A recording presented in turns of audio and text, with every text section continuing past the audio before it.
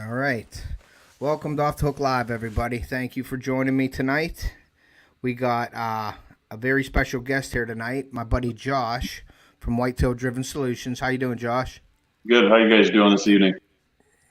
Good, good. We got a few people in here already. We got City Sticker Chris. We got my mom, Bernadette. We got SoFlo. We got Mission Creek. My mom's always in my live, so There you go. Great. I know I have a Awesome. supporter in her. That's awesome. Yeah. So we're just we'll let some people get in here real quick, Josh. Mhm. But I just wanted to say, I wanted to thank you, and this year from my post and things like that, that I got a buck. My son got his first buck this year, and my dad, thanks to your info and us following some of your guidelines at my camp, I just really appreciate you doing that for us. Yeah. No, that's what it's all about. I appreciate you guys. I try to stay, in touch with everybody, but social Yeah. media is the kind of the great thing, and maybe the root of all evil at sometimes too. But it is that's the good part of it is staying in touch with my clients around the country. Uh, I think we had mentioned that before. We touched on that before. The deer camp thing, and that's it's kind of a lost art anymore. And I've got a couple of clients around the country that go the extra mile. Such like you guys do, and involve everybody. It's not just the man camp, if you will, or the hmm guys only. And it used to be like that. It used to be like that years ago, but we changed it up a little bit. yeah, no, it's good because I think that just like you said with the kids and everything. I mean, that's I grew up in a deer camp situation, being from Michigan. That's originally from, central Michigan there. And deer camps are huge back there, Yeah. and it's a dying breed. Yep. It's sad. Kids are a lot of other stuff pulling kids every, different direction, different than when you and I grew up, right? So, Yep. yeah, it's good to see that. I appreciate you guys staying in touch. And like I said, I'm glad to hear that it's working. Yeah, we took, like I said yesterday, my buddy, another member, club member, Jason, took his kids down there. He took three of his boys down, and two of them shot bucks. Oh, So nice. that was a total of 6 buck off of our property this year that has never been done before. So Wow. I'm really proud of that. From going down there, and especially when you're doing the work yourself and you're seeing the progress. Like, you helped us out, pointed us in the right direction, and we started implementing that stuff down there. And hold on one Yeah. second. That was okay. There we go. But Thank you. from using from using your information has really helped us out. And now some of the club members that didn't really agree, like, oh, you don't need food. God puts enough food out there for the deer. And then I start jagging. Well, now I'm God because I'm putting the food out there for the deer, jagging them a little bit. You know what I mean? So, Like but like that. Maybe I can use it on some clients, right? No. there you go, there you go. But hey Peterson, SoFlo, my dad's in here. Yep. Theodore, that's my dad. You met my Oh dad, yeah. Josh, down there. Yeah, he was the one that you met down there. But no, just from like my buddy Bob, who shot his 8 point. That was his biggest deer of his life. He shot that with me and my dad when we were down there because I got my buck. My dad shot Bobby shot his buck first. My dad shot his, and then I shot mine in the evening. So we took three Oh, bucks on the opening day, and Bobby shot his biggest buck that day. So, nice. and I was telling him, see, food plots do work. Just having that green at the end of the year when everything down there, you got corn. People think, when you got like plot like corn and you got soybean and everything, that's all you need. Well, at that time of the year, that stuff is gone. You know what I mean? Or it's brown and dead, and there's no really value to that. So if you have something green and leafy and high in protein, and you have something that somebody else don't, you're gonna draw them deer in. You know what I mean? Yeah, and that's where you guys are at too. That region, the Whitetails Range down there. I mean, the big thing, like we always teach, I tell everybody you can have the best food plots in the world. You can have 30-inch brassicas, and if you don't have the browse that backs them, someone else is going to have your deer. It's a balanced combination, right? So, and some of the pictures that I've seen of like your guys' place for perfect example. A lot of that area down there is managed or has been managed for so long for big beautiful timber Mm-hmm. that you need to have that browse back some. Hence the reason when we do food plots, we don't do food plots where you can't put doe bedding next to them. stuff like that, or not maybe right on them, closer than that first 100-yard rim. But the plot itself, the greens, like you said, you nailed it perfect. If you don't have it, the only thing you can pray is your neighbors don't, right? So Yes. someone's going to have the deer in the neighborhood. It's just who's going to have the best green food source to mix with, that roughage and what's going to be left, and who's going to have unpressured food sources.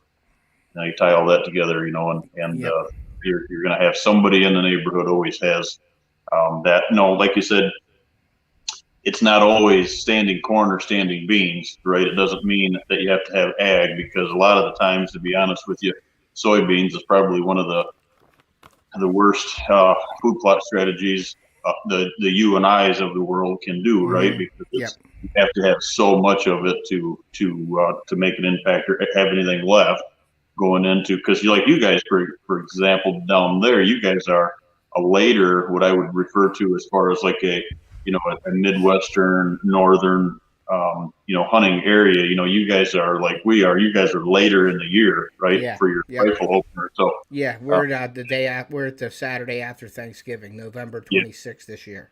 Yeah, see, here in Kentucky is much like where I'm, originally from, in Michigan. The Michigan rifle opener or gun opener is November 15th, and down here it's around the 12th or 13th. That varies. It's not the set day here in Kentucky, but so by the time we're pretty much wrapping up, you guys are just getting started. So that just that time lapse itself can really, especially if your deer numbers are good, right? You can lose a lot of food in 2 weeks. Well, that's like that. That's like when we were down there.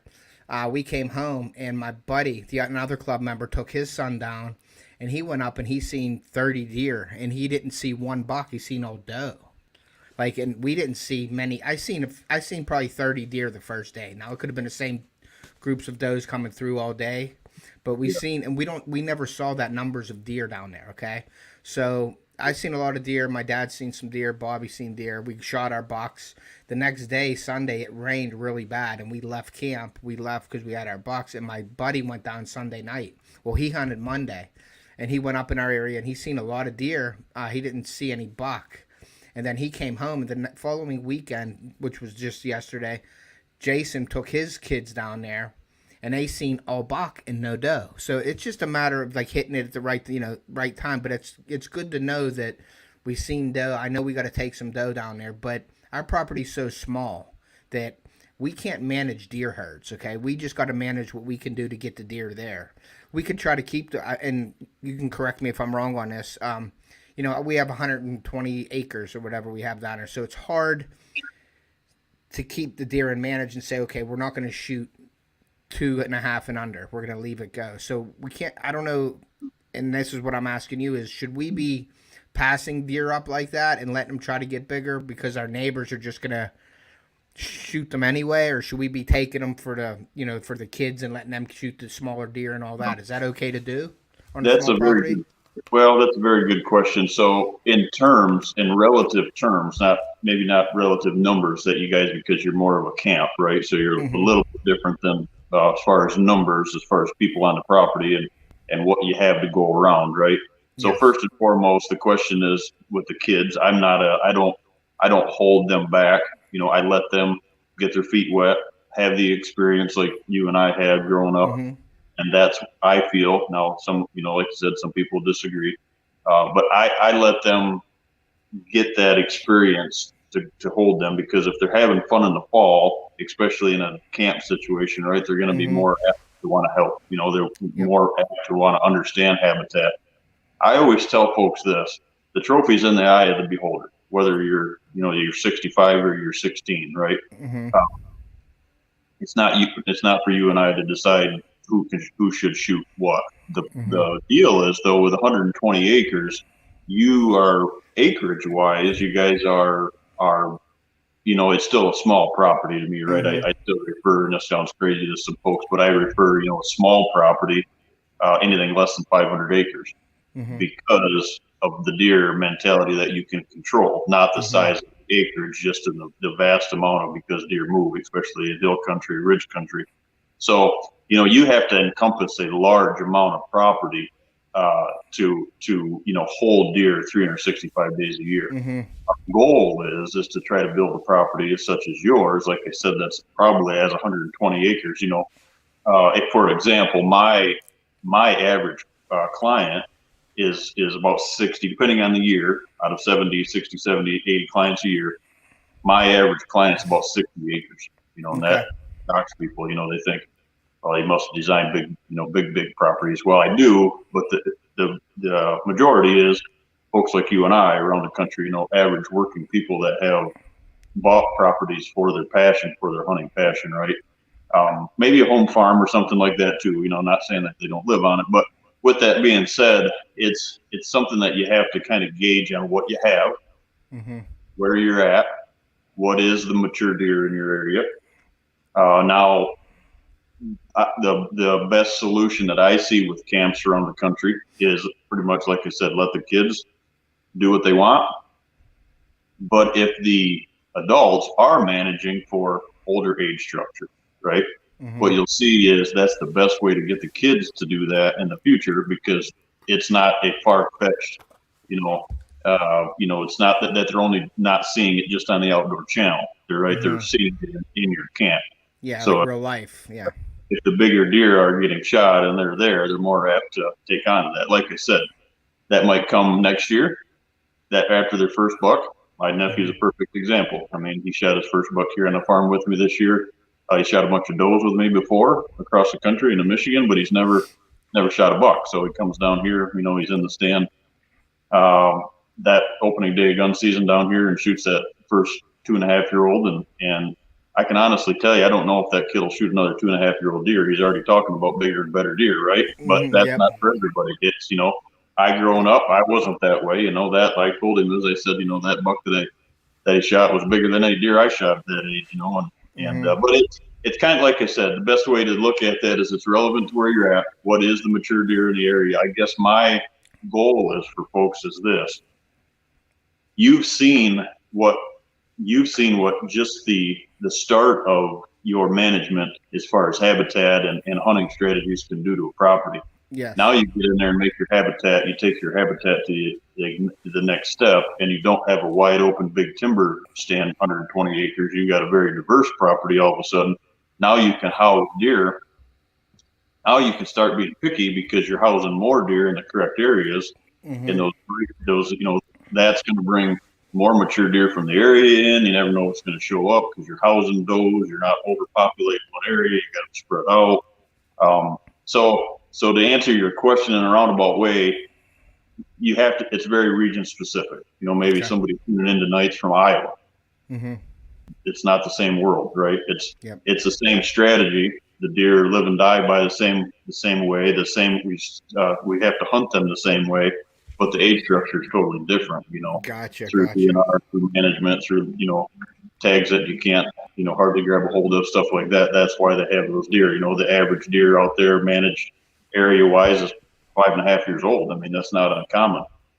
Where you're at in PA, or a lot of folks are at in Michigan, probably that's not the case. It's probably 3.5 years old. So, but those deer are there, and they will react to that habitat. The better that habitat is, the more of that you're going to have. And my goal for folks is to be able to have a property set up that they can experience the rut, and they can experience older age structure.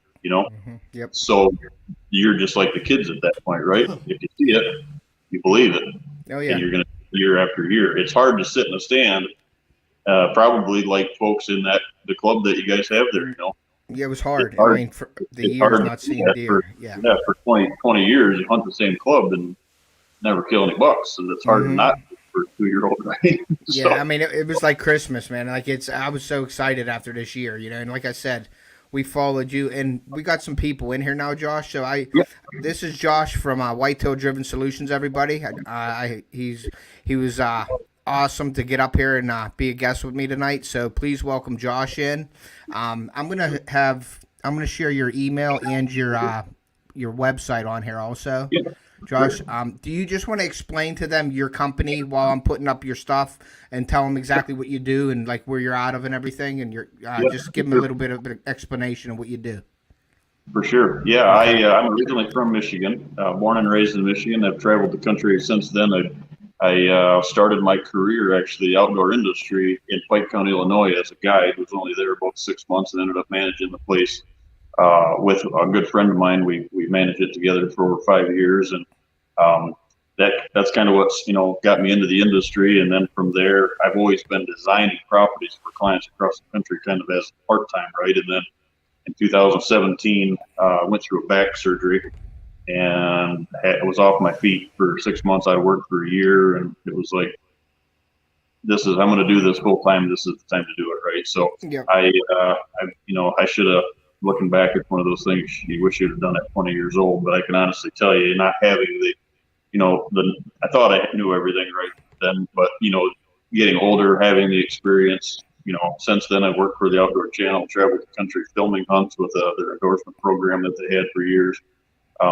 So been pretty blessed, and Whitetail Driven Solutions is just that. It's my passion. It's my business. I own a farm now in Kentucky. I moved from Michigan, sold my place in Michigan. My kids are still there. My boy will be graduating high school this year. My daughter turns 21 in March. Dating myself there. I gotta look forward to that. Yeah. Crazy, huh? And so they're up there, and then I'm here now in Kentucky, and I travel the country from here. So the home farm here is right at 75 acres now. I added a couple acres onto it after I purchased it. But it's kind of like I'm sure a lot of folks that tune into this or watch my channel as well know, Doc Grant Woods, that he's got the proving ground. He does all of his stuff on the property, and I wish I'd come up with that name because it's a perfect example of what we try to do here. It's you have a property to showcase to showcase, and I've been waiting my whole life to have an opportunity to have this because I was showcasing that on everybody else's properties, and then now we have the property here. So where I bought it about a year and a half ago, I guess now. And last year we hunted it. The property was only I only got a chance to do about 50% of the stuff I wanted to do. And it's about 75% now, but hunted very well this year. And it's just a piece of the puzzle that has taken the business and my passion, to the next level, to be able to bring that stuff to folks and to showcase the farm. And it's going back on that too, is it's having the opportunity to have a piece and being able to really put hands on and show people that across the country we've got something coming up here, kind of a teaser, if you will, for everybody. But we're going to be releasing something new to the business here pretty quick that I think is going to escalate or take the business to the next level as well. So cool. I used to design, so to kind of give you a little background, guys. I used to design when I first got into it. I was designing. I designed about 20 properties a year, and I wanted to be the guy that built those 20 because I didn't want anybody had to be in between, But I found that a lot of places, such as your club, and probably a lot of folks that are tuning in, everybody's got a knowledge with a chainsaw or a buddy with a dozer or a backhoe or something. A lot of folks want to work on their own property. That's great. So I was designing more, than building. And then the way that the economy's been, I put, about 50, 60,000 miles on a year, do about 80 clients a year across the country. Not married, so I don't have to worry about that, because if I did, that probably wouldn't work. I probably wouldn't. I could tell you, I probably wouldn't work. I leave in January, and I have a couple clients for the holidays here, and then I'm on the road until September, October, so home a couple of weeks a month, kind of thing like that. But so it's a great business, and my passion is in it. And now, like I said, it's just having that opportunity to be able to bring it, kind of to the forefront and help folks, do that. And now, kind of finish where I was going with there is having the chance. Now I'm starting to build a little more properties. I went from designing 20, building 20, and then I went from that to pretty much all design over the last 4 or 5 years, putting 60,000 a year on a pickup and helping a lot of people, which that's great. And then this year, I'm going to be building more properties than I had in the past, still designing 75%, but getting back into the building side of it. And you're getting new clients every year, correct? You're getting new clients every year, adding.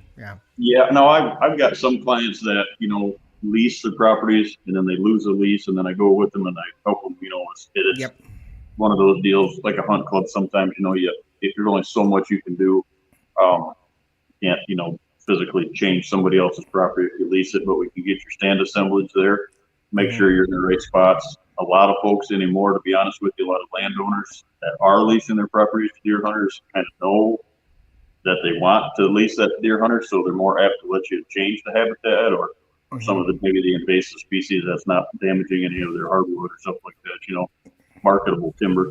Yeah. And, so like I said, average client, about 60 acres, try to do, depending That's on what the I year. like.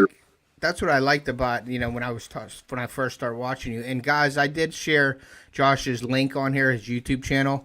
If you guys want to see a good channel, want to learn about the deer and habitat improvements, please go see Whitetail Driven Solutions and go give him a hook set, because you can learn a lot off him. Yeah, and but Josh came down to our property and gave us tips. He gave us a binder, and believe me, this binder is like a Bible. Follow it. There's a lot of great information in there. Get a hold of Josh. Josh, is to get a hold of you, do you prefer the email? Do you prefer them to get a hold of you through your website, or how do you want people to get a hold of you? If you're interested in having myself out on the property and starting with the design process, I call it my analysis package, right? And what that is that's the first initial design meeting at your property. We spend the entire day with each other. Like I always tell everybody, I mean, you're my only client for the day. We start 8, 9 in the morning, depending on how big the parcel is. Anything over 160 acres could take 2 days. Most of the time, they vary so much, right? But most of the time, we can get anything up to like 320. We really got to study a second day, or an option. But we spend the day with each other. We go around the entire property. I'm taking got the ribbon and my computer with me. I design everything off the hunt stand. And we start, for example, we start in your southeast corner and end up back at the southeast corner. Like you guys, you have the lodge there. So we're going to start there. We're going to end up back there.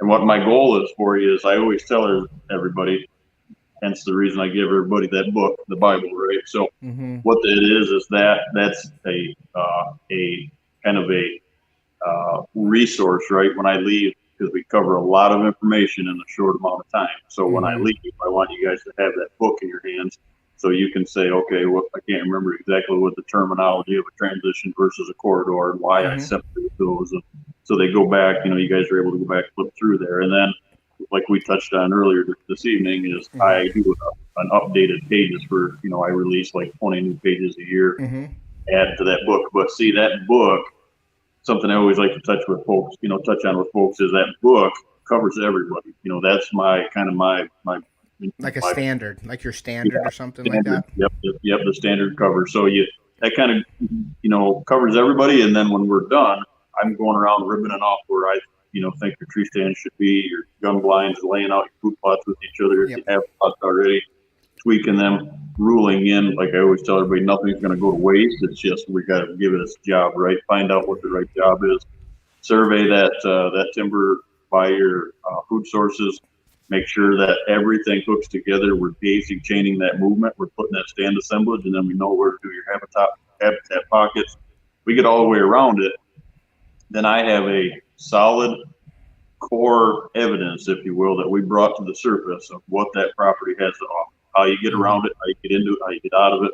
And then what I do is I complete the design. So before I leave your property, that design is complete. I just go back to the motel that night before I start my next client, and I finish it. I color code it. All your entrances, exits, everything's color coded, so you know how to read that when you get that. I share it with you. It's a private share through Hunt Stand, and that's you can share it with anybody you want, but we just share it as we only make certain admins, so you can add to it, but you can't take it away, right? So if you don't delete something, learn the hard way about that, right? So, yeah, I hear that. Yeah.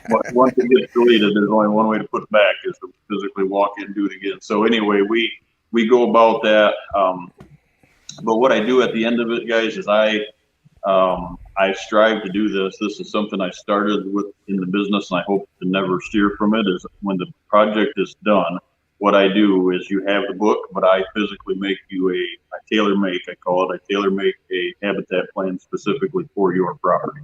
Yeah. So you have the design, for example, like the 120, your property, that would probably be 4, 5, 6 pages of a habitat plan, but that breaks down the goods and the bads, the pros and the cons. I'm very black and white about that. Sometimes it ruffles folks' feathers, and everybody is pride thing, right? The things that you own, but I'm the guy there that needs to come and be very honest. If it's going to be a boatload of work, I'm going to tell you it's going to be a boatload of work. I think that being realistic with people, that realistic expectation, if you will, right, that is very, very important, because if you don't know that going in and you start building a property like 120 acres, it's not a small task. It could be, but it could be, daunting too. So lay that out with somebody such as myself that's done it.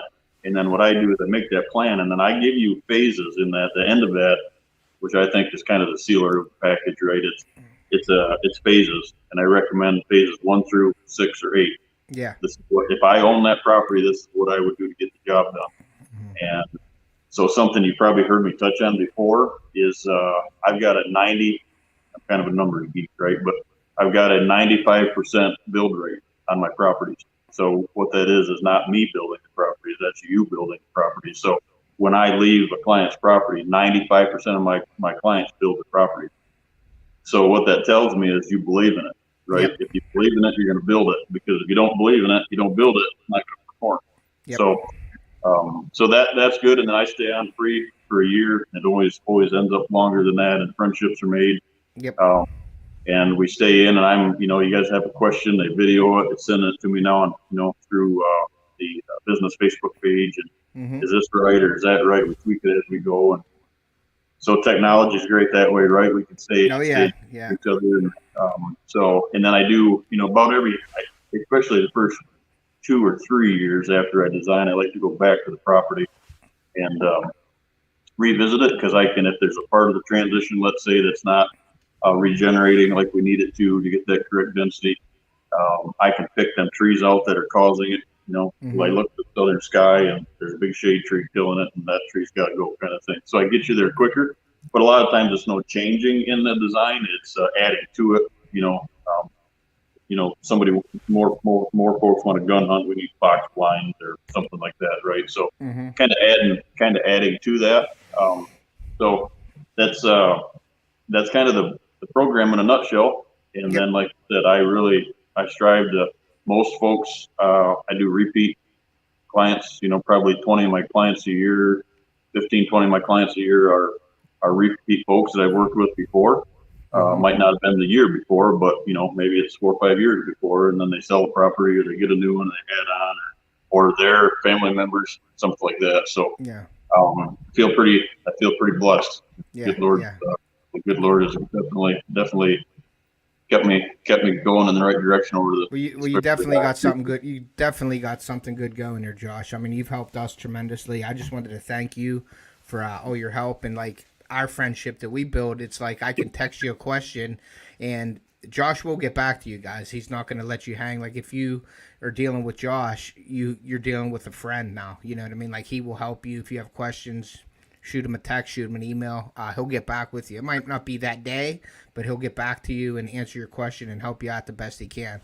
So please, if you get a chance, go look at his YouTube channel, and then hook up with him if you want to get him out to your property. Have him look around, but he can definitely help you guys improve your properties and your deer management and everything like that. Now, you said that a lot of your clients build their own and do the work. You see City Sticker Chris's comment here, they always had guys that didn't follow the plans. Have you ever had any issues or people not following plans and then sort of saying like, well, it didn't work, and they're really not doing what they're supposed to be doing?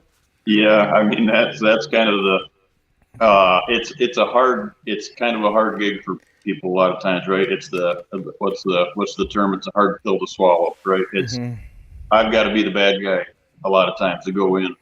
If I'm like hunt camps, for example, or if there's more than one person involved, the reason they're calling is because something's not working, right? So it's not it's the private landowner that just bought it, or or is looking to just advance. Maybe they're killing good deer now. They're just wanting to do it quicker, right? Or they know their habitat's not correct.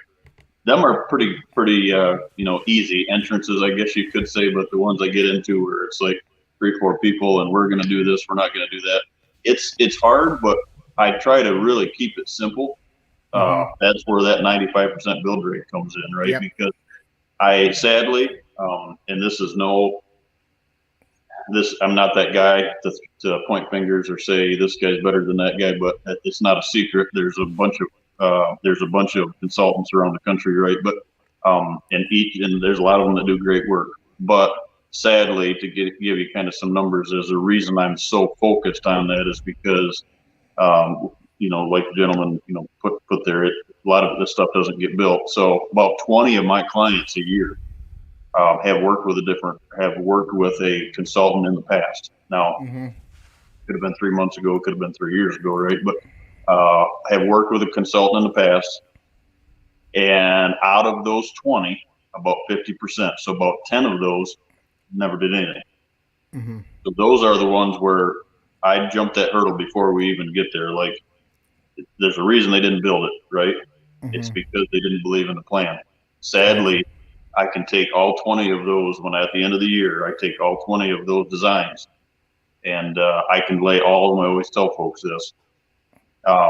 This is what keeps me, hence the name of the business, keeps me driven, right? Stay driven.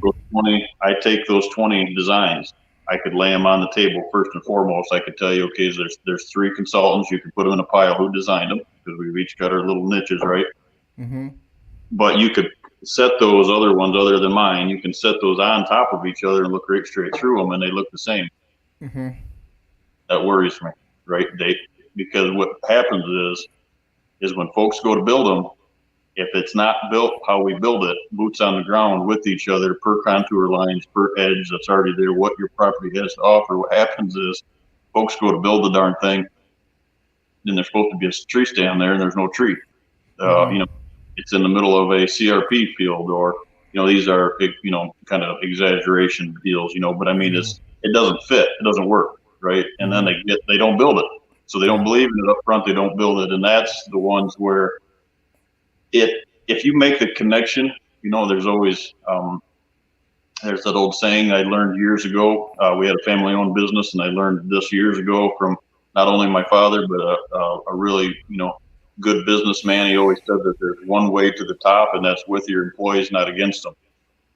And I'll never forget that. And that's how I treat my clients. There's one way to the top, and that's with your clients, not against them. And if they're struggling to build it, it's not going to work.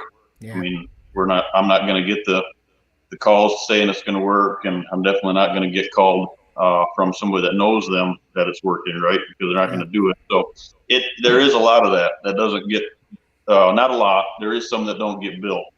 But it's just something that I strive to go the extra mile, and for whatever reason that is, I'm always able to do that. And I think a lot of it, to be honest with you, if I were asked why is that, right? I think the answer is because I've built properties myself.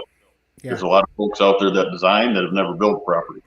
And you do that. So the crowd, like if I wanted you to come down and do the work, you could physically do the work for us if you for other costs and things like that. But you actually can build the properties for clients also, correct? Yeah, and it depends on the year. Like this year, I'm going to be doing more of them. I actually have a couple of openings yet that I kind of left for builds in the year.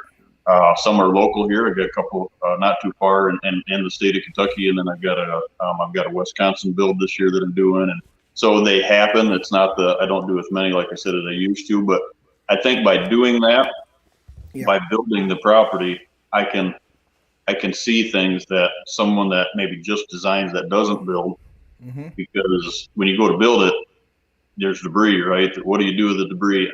I know that ahead, so you don't get a bunch of it done, then have to turn around and go backwards. Well, you have you might have a stream or a creek or something. You got to be very careful with streams and creeks and things. And when you were saying about that, you could put like the design on top of each other. I consider those companies almost like a cookie cutter. Like they all have one plan. So my property here in PA, they give me that cookie cutter plan basically. Okay, here's what you want to do, and it's like that they know they act like that's the plan for you, and it's really not a personalized plan like you do for the clients. Like you put the boots on the ground, you walk the properties, you're with the clients, you're explaining everything.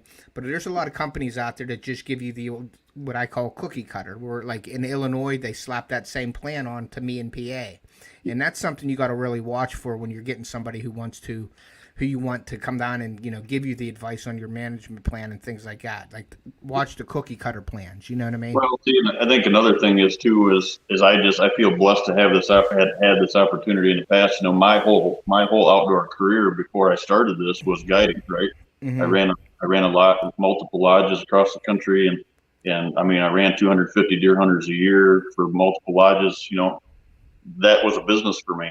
But Mm-hmm. when you're in that shoes as management and or a guide, you learn real quick how to be a people person, right? So Mm-hmm. like when I put guys out in the woods or clients out in the woods, not just guys, but I mean clients out in the woods, if I knew that there was a physical restriction, I wasn't going to take them to the top of the mountain or make them climb 30 feet in a tree, right? So Yep. it's the same thing with building. When I get to a property, you know, I can see ahead and see, okay, this might be the best property in the world that if you were, you know, 25-year-old Marine that you could do stuff this way, but or a SEAL, right? But if you're 75, 80 years old, that's not going to do it. So you can design it.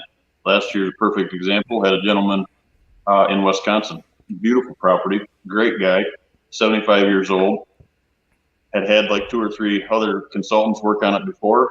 Some of it was a struggle. We had to fix it, you know. I went in, designed it. He called me and he said, "Hey, listen, I'm 75 years old. I put the stands where he said to put them this year. The property hunts totally different. I want some help building it so I can experience it before I'm not able. I'm too old to experience it or do anything with it." I went up and built it for him last year, and he's off and running. He actually called and had an opportunity this year, but blew it with a crossbow. That'll happen. Right? But at least you gave him the opportunity. At least you got the opportunity. Yeah, and he's just happier and happy. And it's, to me, it's simple. I mean, I got there, and it wasn't. I always tell folks this is I'm not trying to reinvent the wheel. We're just there to promote it to make it better, right? Yep.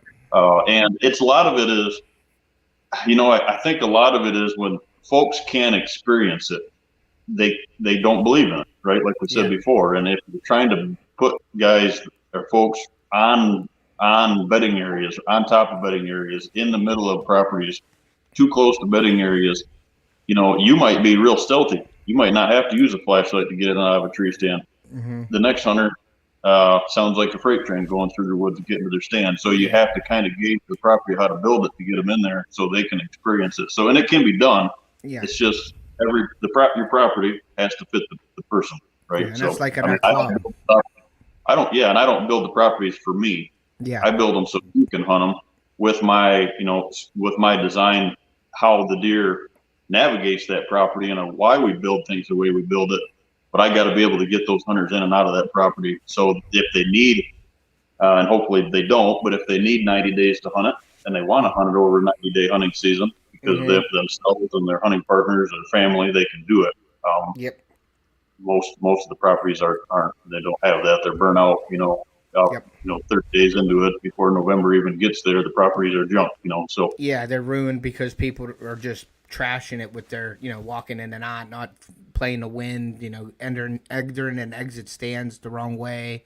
So it does. I mean, I believe that, and I like the way you build entrance and exits too. Like you give the people which way they should do it, the wind, and you base everything off wind and entrance and exit, and it's really, really a different way to do things because a lot of people don't consider a lot of that. Like when I was younger, I didn't hunt the wind. You know what I mean? Like I went out there and you think you put scent lock on or whatever and that all works. It doesn't. You got to figure out the wind. You got to figure out how you want to get in the morning, where you want to come out in the morning. I mean, that all makes a big difference. You know? And I think a lot like social media, there's so much good that can come of it, but one of the biggest one of the biggest demons is social media or the internet or the outdoor channels, or not just the network itself, but I mean a lot of channels, right? Yeah. There's so much out there that the worst slogan in the entire world that they've ever come out with, and I won't name the name, but it won't take you very hard to figure it out, right? Is just forget to win and hunt. Yeah. Well, that's the worst slogan I ever heard in my life, so it gets folks believing that you can actually pull that off. Now, Yeah. can you pull it off in some areas where there's Kansas, 26,000 or deer hunters total? I mean, Iowa, 68,000. I mean, it's a totally different world, right? So you can't do that in most of the country, so would I do that even in those areas? No, I wouldn't, because if you don't do that, like you might only be the only person not doing that within a 20-mile area. And if you're that guy or you're that farm, you're going to be in the chips, right? Yep. So yeah, it's just, being around the country, having clients from, I always kind of make a joke, but my trophy wall extends from Maine to, from Maine to Montana. I mean, Yeah. got everything in between, just guiding, traveling, being able to do properties all over the country. And, it kind of just, deer are the same mentality. They live and die by their nose. They live and die by their stomachs, right? So it's not rocket science. It's just I get to see, I guess the best way to explain it is this, right? I get to see more properties in a year per acreage than most folks get to see in their entire life. Yeah. I mean, and when you just see a volume and you see what works and what doesn't, I can get you there quicker than you can. And it's kind of each and every year I'm humbled with that, because what happens is I get folks, perfect one jumps out right to me. Great guy. He's been hunting for 40 years and called me last year and said, listen, I can't sit in the stand like I used to. I can't bear. He's killed some giant deer, right? But multiple giant deer, but I just can't do that anymore. And I need to do this quicker. Like, like grandkids, I want to share the property with other people, and I'm not letting other people hunt it as much as I want to, because I'm worried they're going to make mistakes because I haven't filled my tag yet. Well, so I get guys that are 40-year veterans, right? And I get guys, I've got probably 20 on the books this year that have never killed a buck to begin with. And they just bought a new property, but they know that's what they want to do, and they want to do it right off the bat. Right? So yeah, I mean, it kind of goes to that, and don't quote me on this, but there's an old saying from Michael Jordan, right? I don't know if anybody's ever read that interview. I can't remember who did it with him, but they asked Michael Jordan, what was your strong point? What was the greatest thing? What were you great at? And it wasn't making, jumping from the free throw line or what we all watched Jordan, right? It was being coachable is what his answer was. He's like, I strive to be coachable, and that's got him where he's at. So, I'm just the lucky one that gets to, I made the decision to do this full time. And, I get asked that a lot too. What do you do for your full-time job? Well, you're looking at it. Yeah, exactly. This is what I do. This is my only gig, so that's why I put so much passion into this. I don't have a 9 to 5, this is my job. So yeah, that's awesome. Yeah, but that's a great job to have, I'll tell you that. There's a question up there from Boxy. If you want to read, it's acreage wise, what's the smallest property you've ever been involved with? The smallest? I do multiple small, what I call micro properties a year, right? But the smallest one recently was a 5-acre chunk in Michigan. I do many. To be honest with you, last year I probably did 5, 6. I'd have to look at the book. 5 or 6 properties that were under 10 acres. So it's very, very common. You have to treat them totally separate. When I'm designing a property on a average acreage property, I guess I'll say, right, is we're trying to connect that 360 degrees around the property. So when a buck enters your property, or early season strategies, but especially during the rut or the cruising, when they filter in the bleeders that we call it, right, when they bleeder into the property, you're able to spin them around on the property. So instead of just a bypass property, a deer coming in and dissecting everything that you have to offer in 5 minutes, he's there for maybe 25 minutes. And that doesn't sound like a lot, but it's 3 times more than what you had, 4 times more than what you had, right? Yeah, so, exactly. So it's you have to treat them separate. but yeah, there's a lot of good in those properties. I mean, that 5 acre piece that I'm explaining. I mean, you always hear that, right? I'd rather have the right 5 acres than 400, and that's Yeah, one yeah, of I those, hear, yeah, So, but yeah, yeah, there's 20s. I'm asked that all the time. What's the perfect property to buy? And that kind of ties into that question, right? If you're gonna, mm-hmm. everybody has a dream of owning a whitetail hunting property or something that they can take and experience with their family or share with their family. I would rather see folks, and I don't know why this is. Everybody wants to own 320 acres, 320, Mm-hmm. 360. That's like the holy grail of hunting Yeah, property. I got And you. I would rather see folks buy 480s than a 320. And Really? that just blows people's hair back sometimes. It's like, Yeah. why would you do that? And what happens is when you get creeping up on what we would refer to as larger properties, right? Okay. Folks like think larger properties, more acreage, you can do more. Problem with it is they don't ever get done. They Yeah. never. It's a huge chore. I mean, Yeah, you never it's have the one time thing to for it. well, yeah, it's one thing to build 320 acres. It's another thing to maintain 320 acres, right? So Mm-hmm. whether that because there's some ag, I mean, it's expensive, right? And it's a big property. But if you have 480s or if you had an 80, you can get to the finish line quicker, and then it's just a maintenance game. But everything in there, every stand that you have on an 80 acres, you have what I how I treat my farm here and how I treat my clients' farms is I hunted 3 days this year on 75 acres. Mm-hmm. I seen my target buck twice out of the 3 times I sat. They were all evening hunts. Wasn't in the Mm-hmm. stand all day long. And halfway Yeah. through the third sit, I killed him. Right. So I mean, Yeah. that's the goal. So you don't need large amounts, right? You just Mm-hmm. need the right piece, or maybe somebody else. Maybe you got a good deal on it, right? Maybe it's Yeah. something everybody else has been overlooking for years.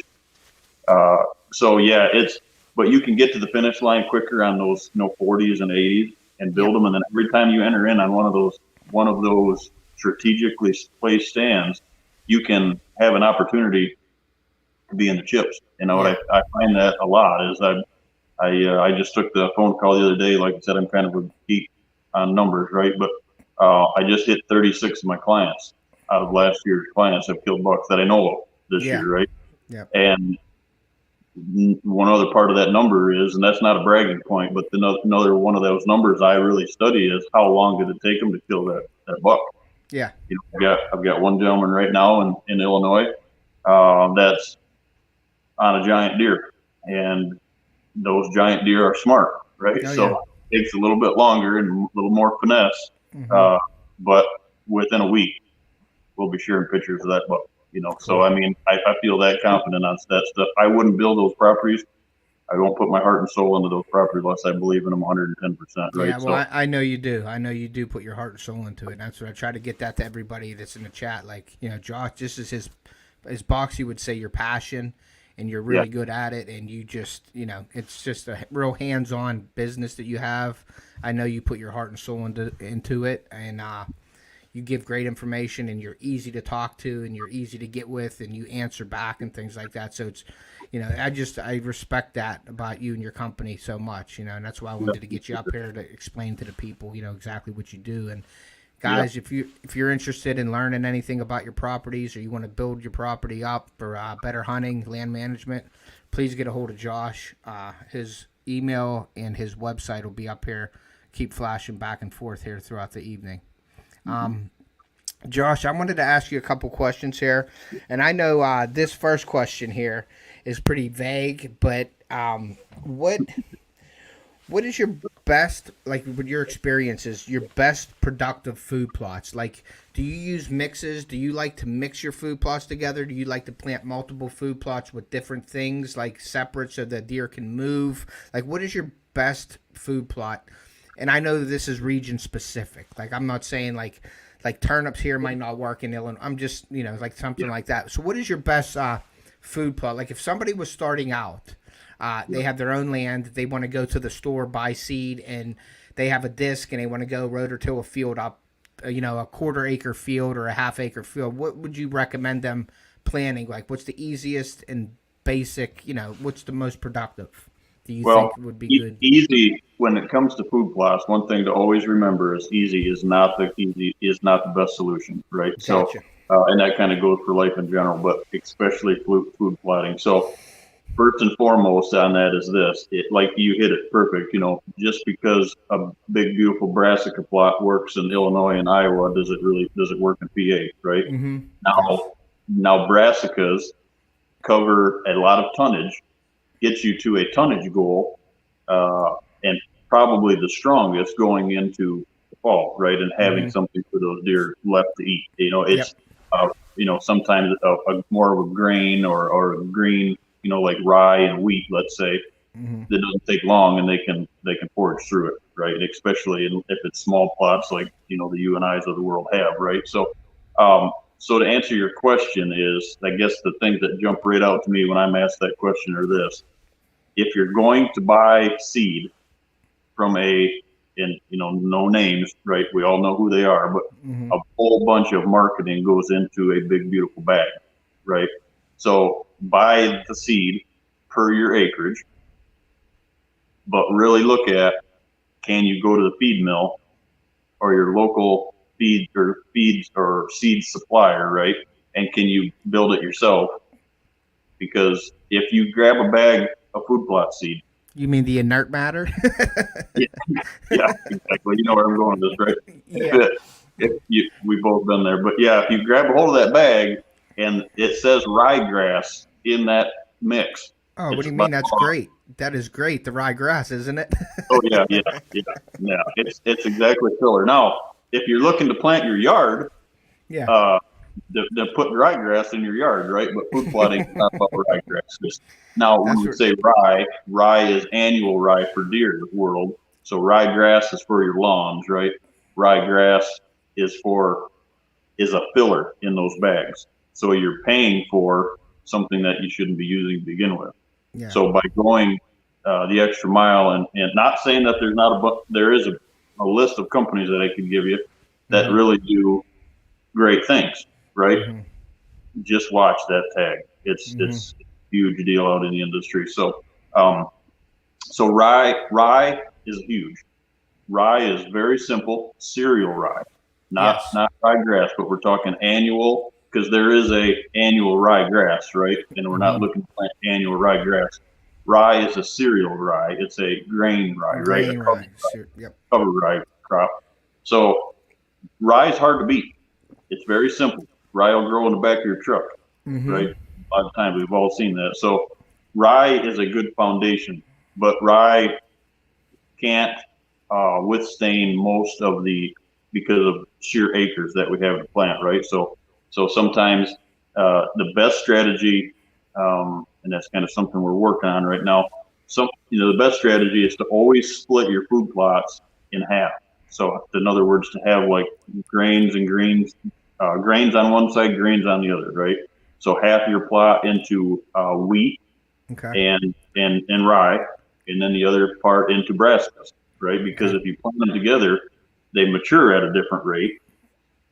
In order to get now, you can mix them together at a small amounts, and they'll grow Mm-hmm. together. And rye won't take from your brassica plots. Gotcha. But in order to get the most out of your rye, you should have 120 pounds per acre. You should have, if you do it in layers, it should be 120. Then you follow it up with 200. 30 days later. So it's Mm-hmm. like on rye, and it doesn't leave any room for anything It's else to like grow. yeah, it's like a big math problem also. Like there's a lot of finagling and finding out your and that's very important. I wanted to stress, and Chris knows this too. He's really good at doing his food plots and things. But like you got to figure out like obviously first is a soil test.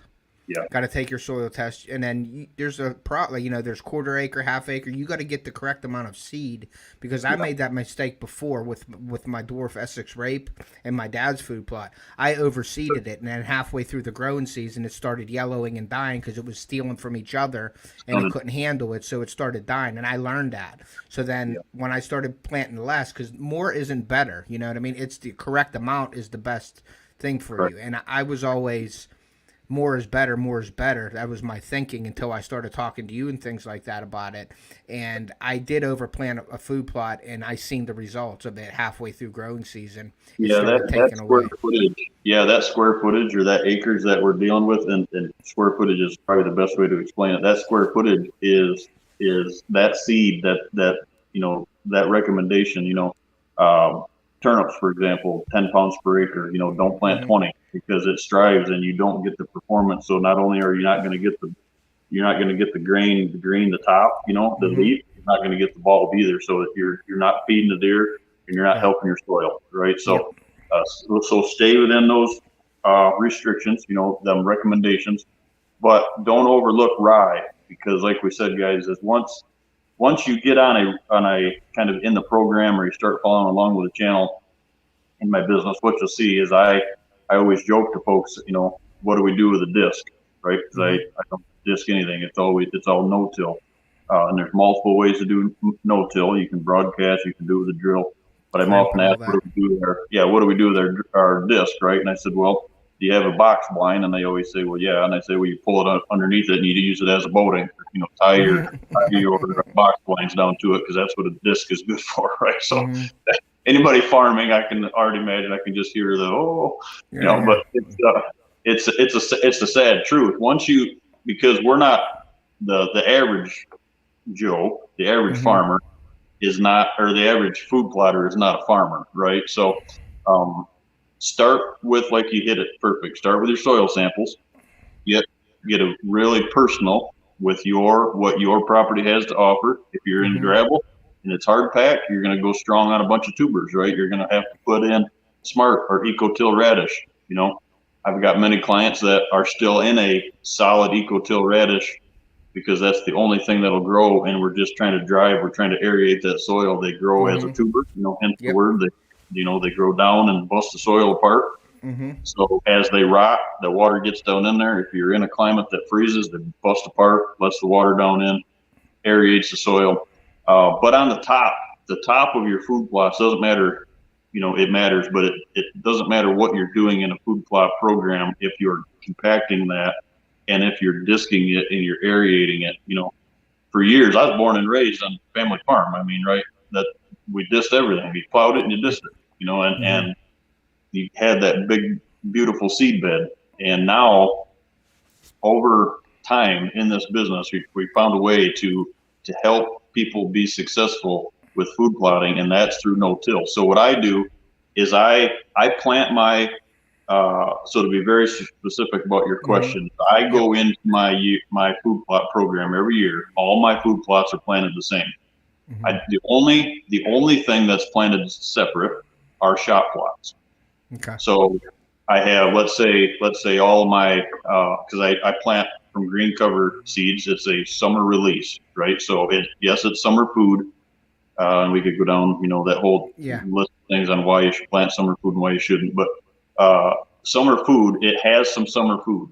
The reason I plant that is to help the soil Mm-hmm. because that summer release has got mung beans, it's got soybeans in it, it's got sunflowers, sun hemp. Um, Buckwheat. It has some eco-till radish in it at that point. What you're doing is you're building a soil builder. You're attracting deer to get used to your property, where those food plots are at pertaining to the doe bedding.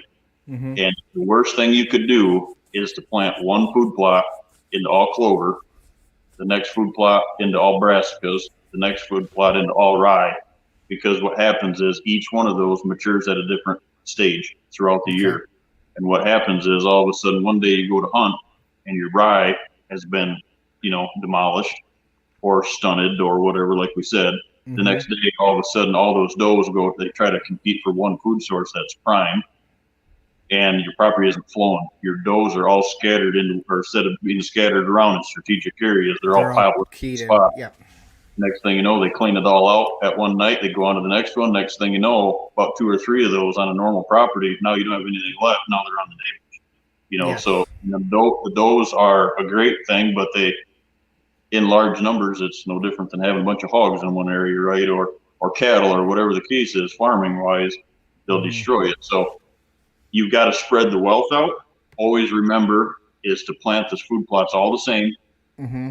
You can, if your plots are, we always say, split them, right? But if your plots aren't, just remember, instead of planting like, if the recommendation for rye only is 120 pounds per acre. But if you're going to mix that with brassicas, don't plant that 120 pounds per acre. You got to cut it into like a half or a third. Yeah. So your brassicas can grow, right? Yeah. So you don't want to just, You don't want them competing against each other. Yeah, rye is a great deal. So in closing on that, what I would recommend is this: don't overlook rye. I mean, I've got a lot of folks around the country that plot only rye. That's all they do, because you let it grow and you plant it. See, guys, rye is the only, if you're turkey hunters especially, but rye is the first thing that will germinate in the spring. You can't physically plant anything quicker in the spring for rye for that to grow. In other words, if you planted it in the fall, it will grow quicker than anything in the spring. Gotcha. So it grows quick, germinates down to 37 degrees. So not only is it a fall food plot, and you go into the spring, it starts growing. What do? Is we let it grow all spring. Then when we plant our summer release into that, we broadcast that. A lot of cases, right? Broadcast or drill it into that standing rye, and then you crimp it. You have a crimper, roller crimper, color packer, and spray crimping. You put it down over the top of that. Put that thatch layer down on top of those seeds. What you're doing is you're creating an armor over your seeds. So, to be honest with you, does a drought worry me? Yeah, it worries me, but I don't worry about a drought or heavy downpours. Nowhere near what I used to. I plant my plot, I put that armor down. It could go weeks without raining, and it lays there, stays moist, keeps that correct heat in the soil, doesn't overheat the soil. Next time it rains, boom, it starts growing. Unlike you dissed it or you rototilled it, and it doesn't rain within 2 or 3 days after your seed is gone, right? It's a loss. So yeah, we want to do that. We want to start crimping. We were going to start maybe planting some summer plots, putting some buckwheat in or something, and then doing that, because when you're crimping that, you're actually, like you said, building the soil. You're putting nutrients back in the soil. That becomes like your mulch bed, is what I'm saying, for your seeds. Well, it's one thing to keep in mind there on a straight buckwheat, and it's great. Buckwheat is a great soil builder. Don't get me wrong. The only thing that I have found over the years is this. That's why I'm doing the summer release program now, right? Because in a dry year, see, buckwheat, the reason when you crimp buckwheat down, or you use buckwheat as a cover crop, buckwheat works great because it rots. Because it's high, it rots quick, right? Because it's high in moisture content. Problem with that is, in order to get moisture content, it doesn't get the moisture from the air, it gets it from the ground. It's the moisture out of your ground. You crimp it down, it rots, it's a good armor. But if you're in a dry year like we were this year, that you're in a drought, and that moisture content is so high in that buckwheat, they're going to eat it, trying to reach their water requirements. Happens is, then come June, and a lot of, as an average, Memorial Day, first week of June, when we're planting crops, the summer release program, you don't have anything left. Gotcha. If you use it as a fall crop, you let that brassica go all the way until August. There's nothing left. You don't have anything to crimp down. Gotcha. Yeah, soils are full of weeds coming in. So is it great? Yes, it works great. Don't get me wrong. A lot of folks use it. But I have found, if you're looking for a food plot program that will shock you, just how the deer react, perform, what it does to your ground, I'd highly recommend, and going in depth with it. I'm trying, now that I have the farm, I can do a lot better, dirt analysis, what it actually does to the certain ground. But I'd highly recommend, if you guys don't follow him already, Doc Grant Woods is a wealth of knowledge. He's kind of one of the founders in the world. Doc is actually the one that brought brassicas from Europe to the U.S. Not a lot of people know that. They fed cattle for years. He actually brought it. That's where that all started. But Doc came out with that buffalo system. Started promoting that whole buffalo system where it's you no-till, just keep putting it on layers, right? So that's what we do. I highly recommend having something growing on the property 365 days a year is the goal. Gotcha. The more you have growing, it's not that so much, can you create the olfactory term and you have to worry about that? Yes, you do. I mean, it is a very valid point. But as land stewards, right, it kind of fits into the whole mold as we're giving, we're doing more for the animals and for the ground, just not planting fall food plots to harvest them over, right? So there's a lot to be for that, but it's also building your soil. So what we do is I plant the summer release in around Memorial Day or June, and we let that grow all the way through until weather dependent. About here is the last week in August. For a lot of the country, maybe it's the first week of August, right? Midwest. You let that grow, the summer release. It's 4, 5, 6 foot tall. Everybody wants this low manicured, beautiful looking food plot, right? This all your whole brassica, your brassica plots all the same, or your clovers are all the same. I'm here to tell you guys, once you see it, my summer release this year, the first year on a full summer release program, was about 5 to 6 foot tall. The only thing you could see was the velvet wrap in it moving around. Wow. And they use it. They're in it all day long. They're in it. And so what I did is I did some tests this year. I crimped half of that fall food down. Then I actually just put a bunch of my brassicas into it in September, August, planted into it. What I found is, I'm kind of going to surface some of that, but do you need to crimp? The idea is to only have to crimp in the spring, right? So, because if you crimp in the fall, you're knocking all down that food, whatever is left, you're terminating it, right? But if you could carry that in the fall, you don't need to crimp in the fall. You just crimp in the spring. So crimp in the spring. I didn't know that. I was thinking crimping it in the fall before when you well, plant if you're food plot. if you're crimping, if you're planting all buckwheat or rye, rye is a good crop to use as cover crop, right? Too, to crimp down. But if you're using those, you have to crimp it in the fall because you need that thatch layer down. Gotcha. On top. You don't have anything else to use as your deal. So buckwheat, I guess I've never really tried that, to leave buckwheat standing. Put your brassicas into it, let's say, and just leave your buckwheat standing, because you need to run over it or compact it in the soil, put some armor over it. Would it work? Would it not? Maybe if you could time it right with the rain that drove it in. Gotcha. But you're risking too. You're taking a little bit of a risk when you do that, also. Correct. Yeah, because it's exposed seed. Turkeys come in and you feed a bunch of turkeys, right? So and then that's what we do. We run with it, and I'm telling you, it'll blow your mind. The plots this year, when I started here, and we're on kind of different ground down here in Kentucky. A lot of parts, like where you guys are at, PA, where I'm originally from in Michigan. We've got fieldstone, right? You disc the plot up or whatever, and you go out there picking rocks as a kid, right? We don't have that here. We have shale.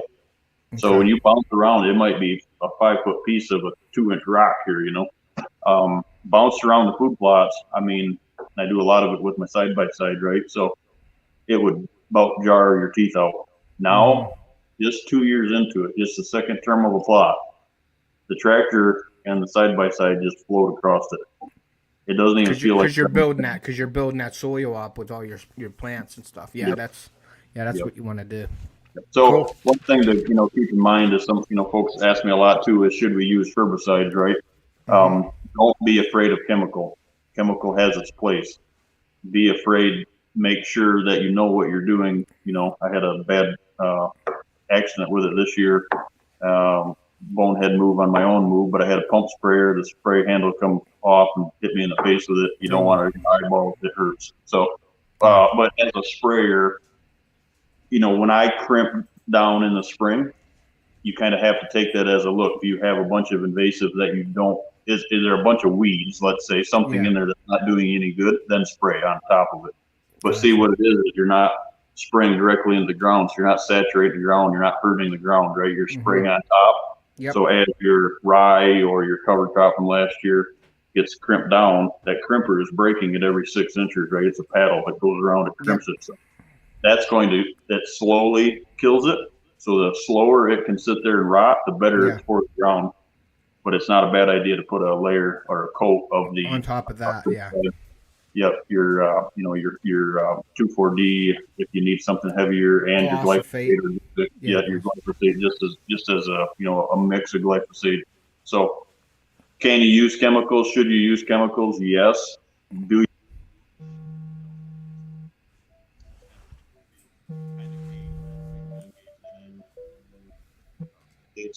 go per your plot? If you need it, use Gotcha. it. If you don't, because the less you can use it, but Cool. Yeah, that's good to know, definitely. All right, the next question, Josh, I have for you. Should you hunt over your food plots? Now, I know there's a difference between kill plots and food plots. So the next question is it wrong to hunt in a food plot and take deer out of a food plot, or is there a right and wrong time to hunt food plots? well. So for my gut, you could kind of see me chuckle probably about that. Mm-hmm. Is It's a hard gig. It's hard to pull yourself off a food plot. So the Mm-hmm. answer, first and foremost, no. Right?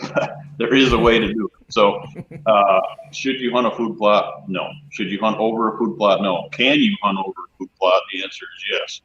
How do you do that? With a gun, right? If you can reach out and touch a food plot, a feeder on a food plot itself from a distance, you can take deer off that food plot every day. You guys are a perfect example of that this year, right? Mm-hmm. If you can open the door of the blind and you're 100, you're 75 yards, 100 yards, wherever the case is, you can open the door from the blind when those deer are there, stagnant on that food source, and you can get out of Dodge. And you don't think that you can get away with it. If I ask my clients, and I'm very, very, very, particular about this. Mm-hmm. Do you know if you can get away from that food plot and not bust deer? And if the answer is yes, I know I can do it. Well, then by all means do it. But if it's a gray area, you're not getting away with it. Your cameras will tell you that, right? Try it if you want to try it, right? But Yeah. I don't hang the bow sets over top of them like a lot of people do because of that reason. Everyone else is doing it, right? Yeah. That's one of the biggest things. And your food sources have to be treated as your sanctuaries. You hear the word sanctuary, right? Yep. When Everybody you hear the should word know that. sanctuary, everybody thinks of your bedding areas. Mm-hmm. If your food sources aren't treated like your bedding areas, they're not a sanctuary either. And they have to be a piece of that puzzle. It's hard to do it. I'll be the first one to tell you. And the Oh reason yeah. I that is years ago I used to hunt over food plots, right? Because there's nothing more beautiful in this world than having a big old buck and a big beautiful food plot, right? The problem with it is the average property around the country in high pressured states, let's say, you can't get away with it because when you blow that food source off, you don't have anything left there working for you. The biggest thing is with that too is getting on and off that food source because your does in the proper build, right? Your food plot, other than a shop plot, Mm-hmm. your food plot will always have does strategically placed near that. So if you blow it out, you might not physically see the deer not running off there, or you don't physically think you're doing it. But if you're going in, making noise before you get in the tree stand, get on and off the property, those does are there for a reason. Mm-hmm. You want to be behind that doe movement, not in front of it. So the best example I always try to use to folks is this: is if you are in front of the does, you are at the end of the rainbow. You're at the pot of gold. We know they're going to be there, right? You know the deer are going to be there. That's the food source. The movement that happens during the pre-rut and the rut, most folks, 90% of folks, don't get to experience it because you're ahead of it. All that movement is happening behind that. Behind you. Yeah. So it's because of the way that they're navigating because of their nose.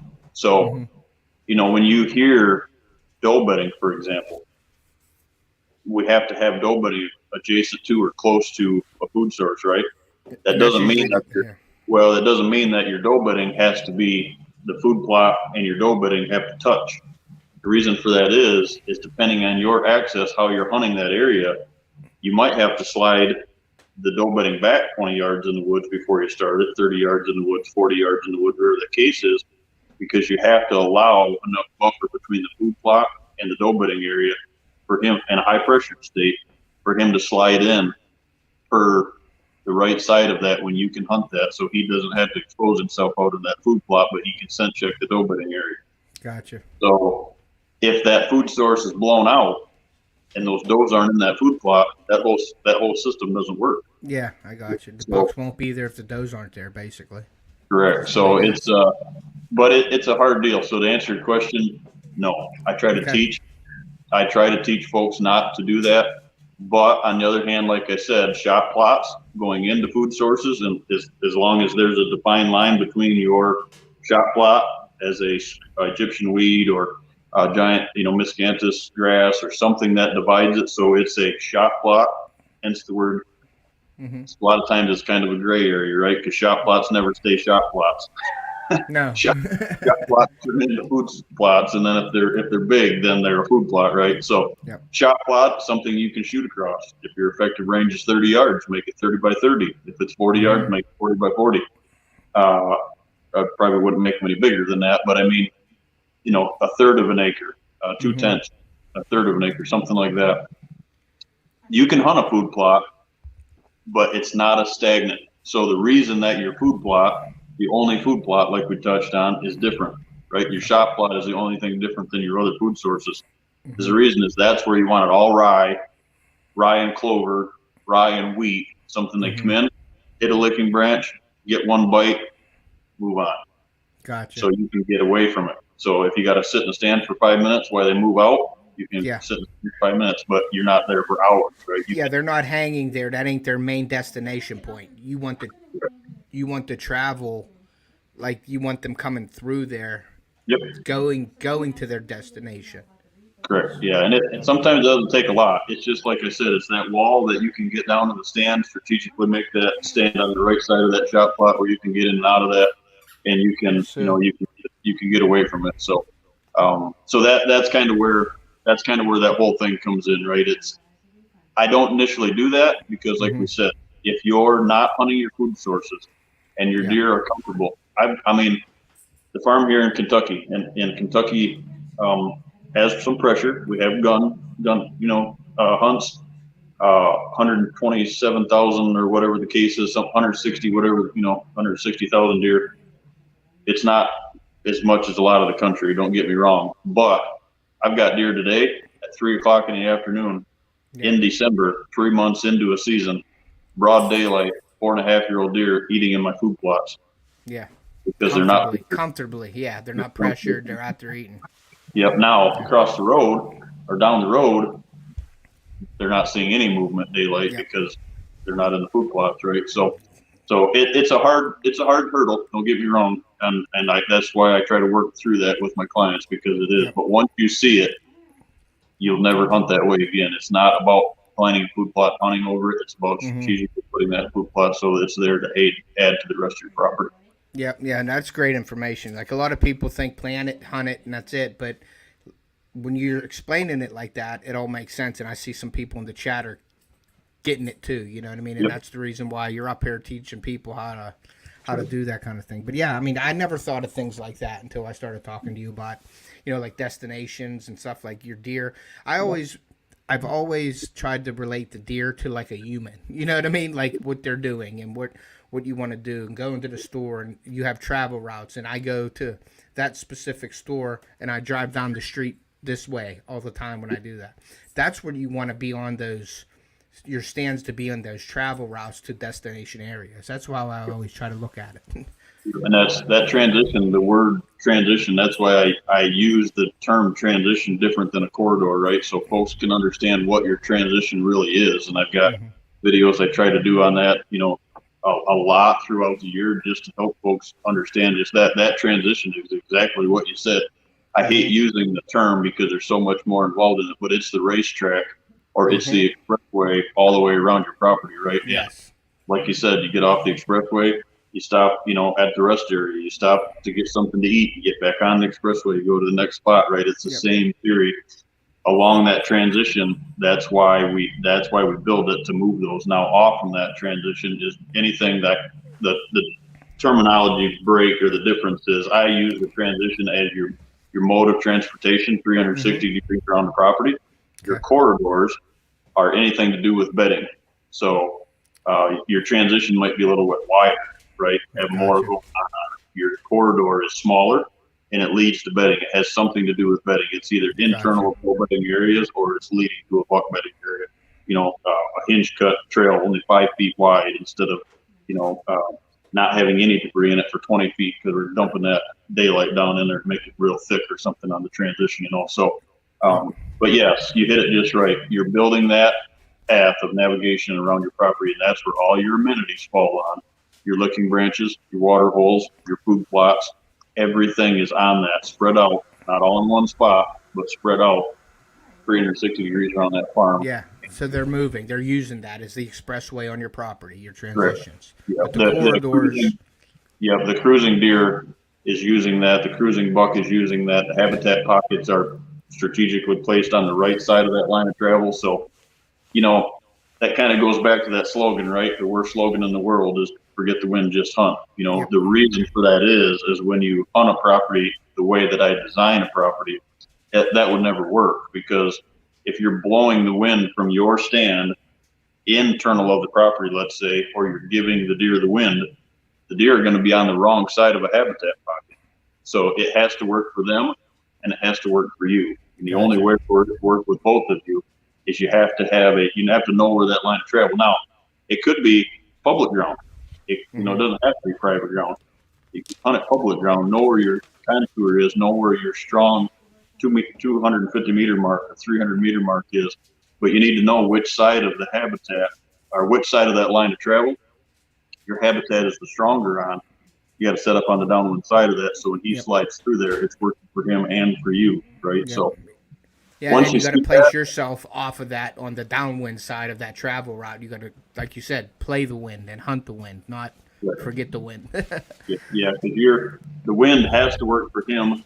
As soon as you start hunting, so the wind is right for the deer, you're 50% there. Yeah. Then when you start hunting it so it's right for you and the deer, you're there. A lot of times, a lot of folks think that you're actually gaining something by giving the deer the wind, but in reality, in a hunting or a cruising mentality, now early season when it's a direct path from bedding to feed, maybe, but as a cruising, during the pre-rut and the rut, when a buck is cruising, making time and more vulnerable because he's checking more spots, he's on his feet more. You have to be able to give that side of that with the wind to him. It has to be good for him. It has to be good for you. Yeah, because they won't always just walk into the bedding area, Josh. They usually stay downwind of a bedding area to send check does. The mature bucks do that. Correct. My properties, once you see a design, you got on the wall here and stuff, but on the program, building it off from hunt stand, what you'll see is that very seldom. So my doe bedding areas, for example, are broke into. They're always within the first 100 yards of your food plot, and they're broke into about every 30 yards. You have a corridor that divides your doe bedding areas. So they're all broke into cubicles, right? It's just like putting cubicles. Maybe it's 3, maybe it's 4, maybe it's 5, depending on the size of your food plot, right? They clone the size of your food plots, right? So if your food plot's an acre, it doesn't have to be an acre, but it's the same shape. Yes. And it's broken into cubicles. What you'll find is 75% of the time, 50% of the time, the buck never goes in them cubicles. He slides down the transition that goes behind all of it because there's only about a 20%, well, it's not 20%, probably 10% chance that there's actually a doe in that that's actually going into standing estrus that's close to that breeding heat cycle. So in other words, out of 10 does in the doe bedding area that you've got, he might go past that for 2 weeks straight, and he only picks one out at a time. Gotcha. So the chances of him actually having to go in and dissect that doe bedding area, it's not. He slides past it, send check it, and keep moving. Well, see, the myth is a lot of folks don't realize is a deer always walks, a buck always walks with the wind to his head, his nose, and that couldn't be further from the truth. Where he makes his time, where he makes his real estate, let's say, is with the wind at the side of his face. So he's using his eyes ahead of him. He's using the wind at the side of his face. If it's in the morning, he's getting all the information from the bottom where the thermal's coming up to him. Try to beat him, right? Yeah. That's why Yeah. the passion is so Well, strong. he's But using two of his senses for him instead of breaking it down to one. He's going to use the most advantages that he has, yep, which is the sight path and then the wind coming at him, so he don't even have to be looking, scent checking and seeing. That's why when deer are a lot of times they're bedding with cover behind them so they could see, so they could smell. If the wind's behind them, they could smell what's coming behind them, but they can see out in front of them. So yeah, they and got that two ways to exit. PA is a perfect example for that. There's so much opportunity, and that's where my I don't know if you want to call it my forte or my strong point in the business, right? Is hill country, ridge country, because thermals and ridge country contour is king. And there's so much of that that's overlooked in like a state like PA or West Central Illinois and along the Mississippi Flyway or river country, Buffalo County, New York, or Buffalo County, Wisconsin. All of that ridge country has so much power because that contour line is their world. I Yeah. mean, that's how they navigate the entire I property. I actually experienced that this year hunting. I hunt a hillside that goes down to a creek. My dad hunts up on top, like over off the food plot. Okay. Yep. In the morning, all the deer were above me. Okay. They're taking them thermals and checking. The bucks were up top. In the evening, I had some bucks come from the bottom. So I'm just putting two and two together here while you're talking and just trying to relate my experiences, sort of. Yep. And I've had deer coming from the bottom in the evening because the thermals are coming down the hill. But in the morning, when they're going up the hill, all the bucks were above me. Yep. That makes sense, correct? Yeah, correct. And what What you'll they're doing. find is once you find on privately owned, see where we have the advantage versus what you don't have on public ground is there's always a line of travel. You hear of the home range, right? The home Mm-hmm. range of a buck. That home range is built by the contour, the stronghold contour line on your property. So if it's the 250-meter mark, let's say, this blows people's minds. And like I said, not a bragging point at all, but I always get a chuckle about this because I've never been on your property. I walk into your property, I have the computer, and in ridge country, I tell people, well, 30 yards up ahead of us, there's going to be a deer trail. And they look at me like, how do you know that? Well, Yeah. I walk up there, and within inches of So that is that is that contour line, and that deer trail falls right on that contour line. Now, yeah. the goal is like you experienced in the evening, they could use one of those other contour lines that's further down. Or if your food is down, what you'll see is as they travel, they'll go down closer to it, right? Because the does are down there. If you're Gotcha. betting top, maybe they'll use in the high line, right? Where we come in with privately owned ground with that contour line as strong as it is, what we can do is we can run blockers and we can kind of force the envelope a little bit to make sure, like what you were experiencing this year. The goal Gotcha. is if you can have them, if you can create and maintain one line of travel, Mm-hmm. so they use the same one PMA and AM, and the Yep. only reason that they go up high is past your stand locations, and by the time they get to the next one, they're back on that line of travel. I always tell folks this, is it blows people's minds, but you can build a school, you can build a road, you can put trees across it. They'll leave that contour line, and a quarter mile down the road, they're going to be back on it. You can't take it out of the world. It's their world. So, as you can tell, I've got some passion about that, Oh right? no, I mean, I know. a huge piece of my business and a huge piece of my passion because I cut my teeth on that down. So where I was at in Illinois when I ran the lodge down there, we were in southern Pike County, Illinois, northern Calhoun County, Mm-hmm. and northern Calhoun County is Calhoun County in general, but it's river bluff country, right? A lot of rolling hills. So you learn real quick what you can get Yeah. away with, what you can't, and Oh that yeah. goes to that whole thing of you don't have to own as much property because if it's hilly, you can hide more deer in it, and they navigate. It takes them longer to dissect it. So, Mm-hmm. um, I'm glad you got to experience in that this year, and I know we've talked about it in the past with each other and stuff. But I mean, Yeah. that's how strong that contour line is. So, Yeah, and I believe in that. That contour line is a big thing that I've learned over the yep, since talking to you about that. The contour is definitely key. correct. Yeah. All right, cool. So I have a lot of questions, but we're probably not going to get to them all tonight. No, But no, you're um, good. the other question that I have for you was storm fronts and cold fronts. Okay. the deer feed for storm front or cold front? Do deer feed better before or after, or in your Well, experience? it depends on the I intensity. like the after myself, but I'm sure Yeah, people have different opinions. yeah, it depends on the intensity, and it's kind of region specific too. So I'll try to answer that as best as I Yeah. can, but kind of take this as a viewer, kind of take this as where you're at and what that storm really is. Because Mm-hmm. if it's going to be a real doozy, like when New York got hit with the big snow a month ago there, right? Those deer know that's coming. Mm-hmm. So ahead of that storm, your deer, that was the time to be in the woods, right? Mm-hmm. There was a lot of big deer killed around the country as a whole in that Mm-hmm. week. But on the backside of it is, if you waited to hunt the backside of it, you got so much snow and it's so cold, let's say, even if they don't get that snow, sometimes it's just bitter, bitter cold.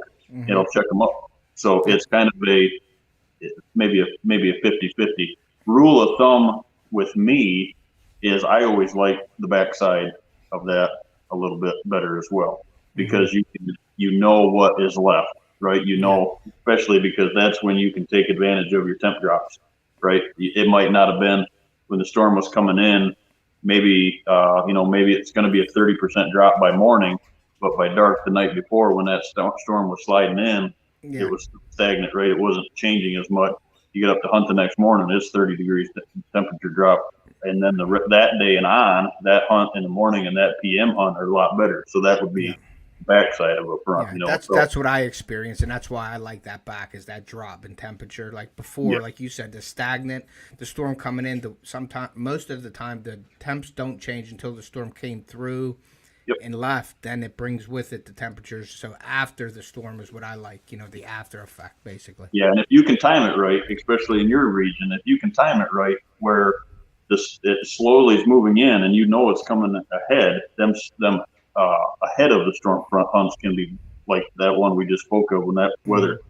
But usually, what you'll find on a head of a storm front is it changes so quick. All of a sudden, it goes from some good, and all of a sudden, you get dumped on with snow, or the rain hits real hard, and they just they spend more time in the bedding areas then, right? Instead of Mm-hmm. hunting, instead of being in there, they feed 5 times in a 24-hour period, right? 3 of which are internal that bedding, so they might be in there a little bit longer. Maybe Yeah. they'll do a third or fourth feeding in there instead of just one or two. Or two. So it's usually it's after, but if you can engage a before the storm front where it starts to lightly snow or the temperatures are dropping and it happens before like a PM hunt, Yeah. that's them can be very powerful too. But I'm Yeah. the same like you are. I'm usually gauging the backside of it up front. Yeah. Yeah. I like the backside of it. Now that sort of brings it to another thing is like when you're in the winter, like now, like December, January, February, because I get hunt in Ohio all the way to February. So Yeah. now we're looking like October, September, not so much like October, November. We're looking for that temperature drop, okay? But now when you're hunting December, January, February, I have a tendency, what my experience is almost looking for the little bit of the warm ups now in the days for deer feeding because when it's so cold out, that'll lock them down. And morning hunts are almost non-existent when I'm hunting in Ohio in January and February. I usually wait till like later in the morning, 10, 11 o'clock to enter the woods and then stay the rest of the day till the evening.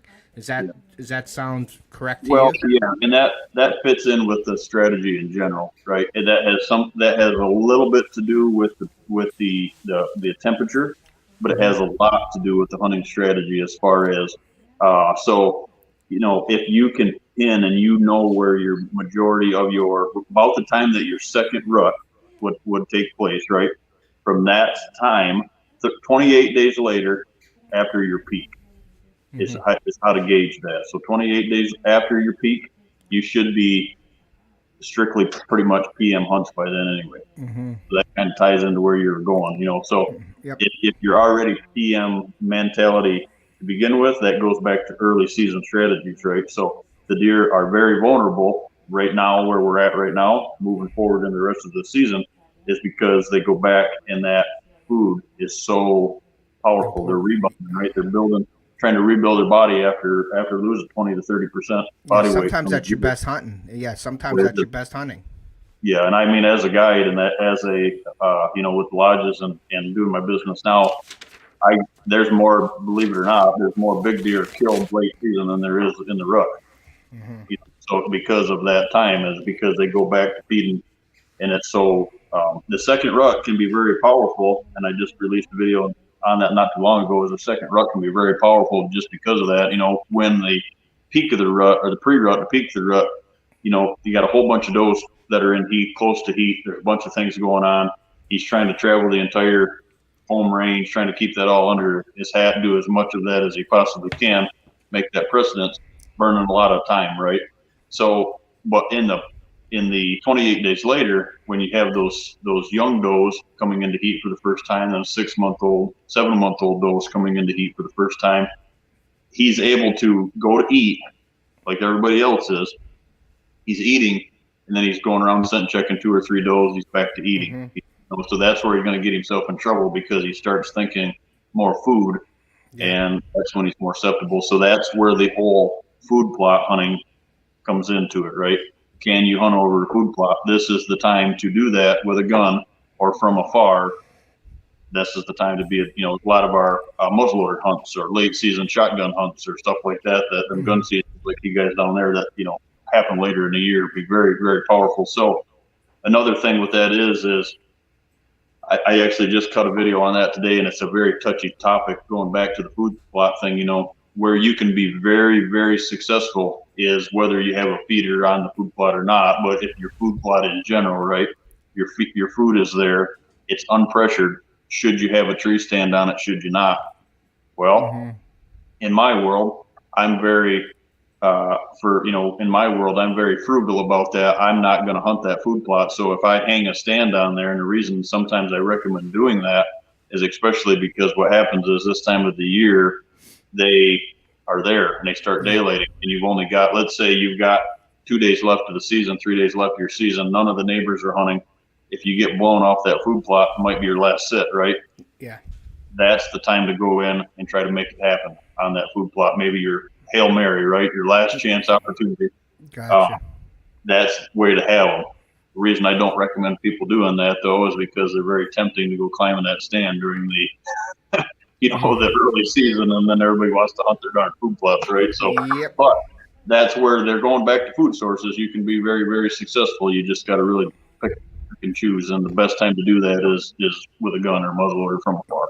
Gotcha. Now, this is a little bit of a vague question also, so you're going to have to probably answer this sort of vaguely.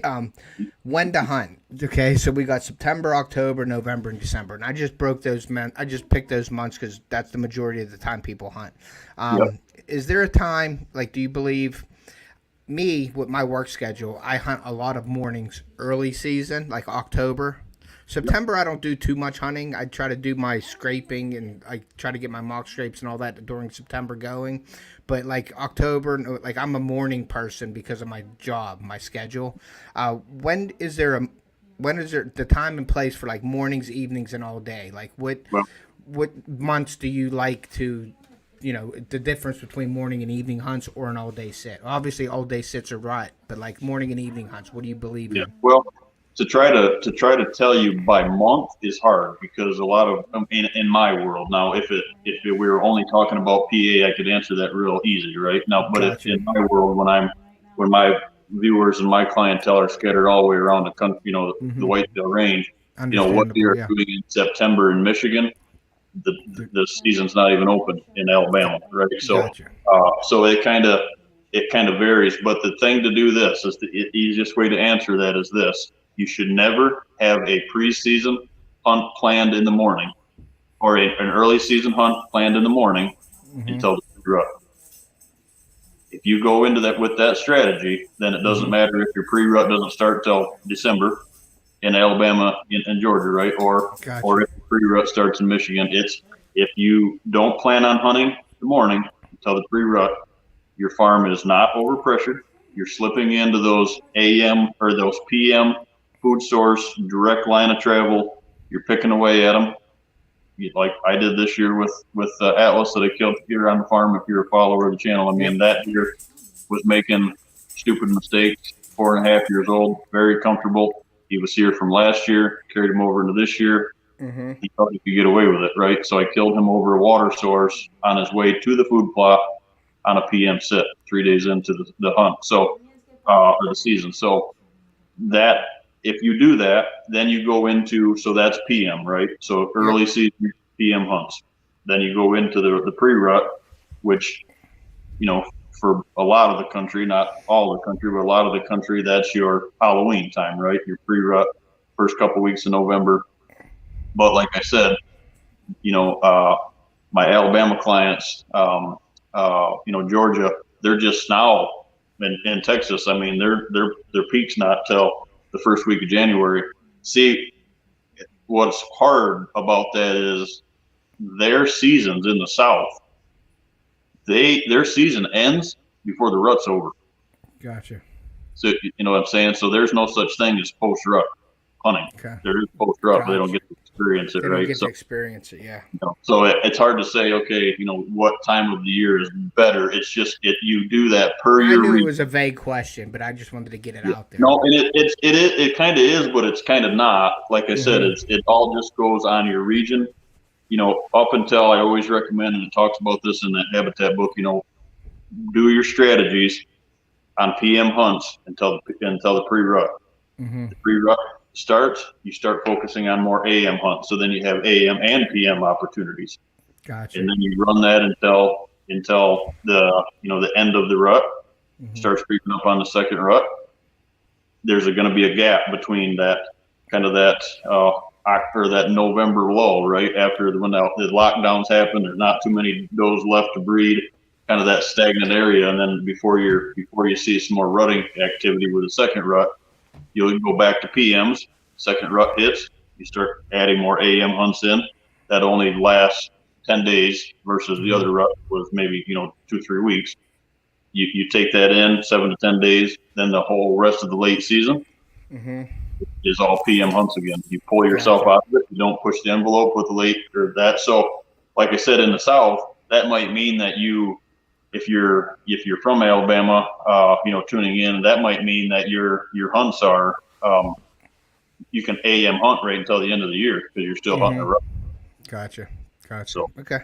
That's good to know. Yeah, because like I said, I'm sort of locked in because like before work every day, I'm out in the woods. I get but now that's around my house. That's not down on a farm, which is now you got to think I'm sort of urban hunting around my house. Like there's deer in people's yards and people are letting dogs out. So like if there's a buck coming to me and somebody leaves their dog out, that buck's turning around and going the other way, so I won't see that buck. There's a lot, you know what I mean? I always make a difference in when I'm smelling bacon and eggs and hearing buses going by.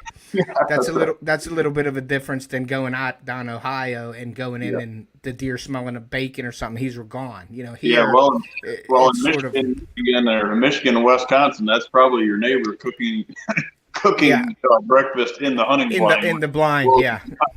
That's a huge deal.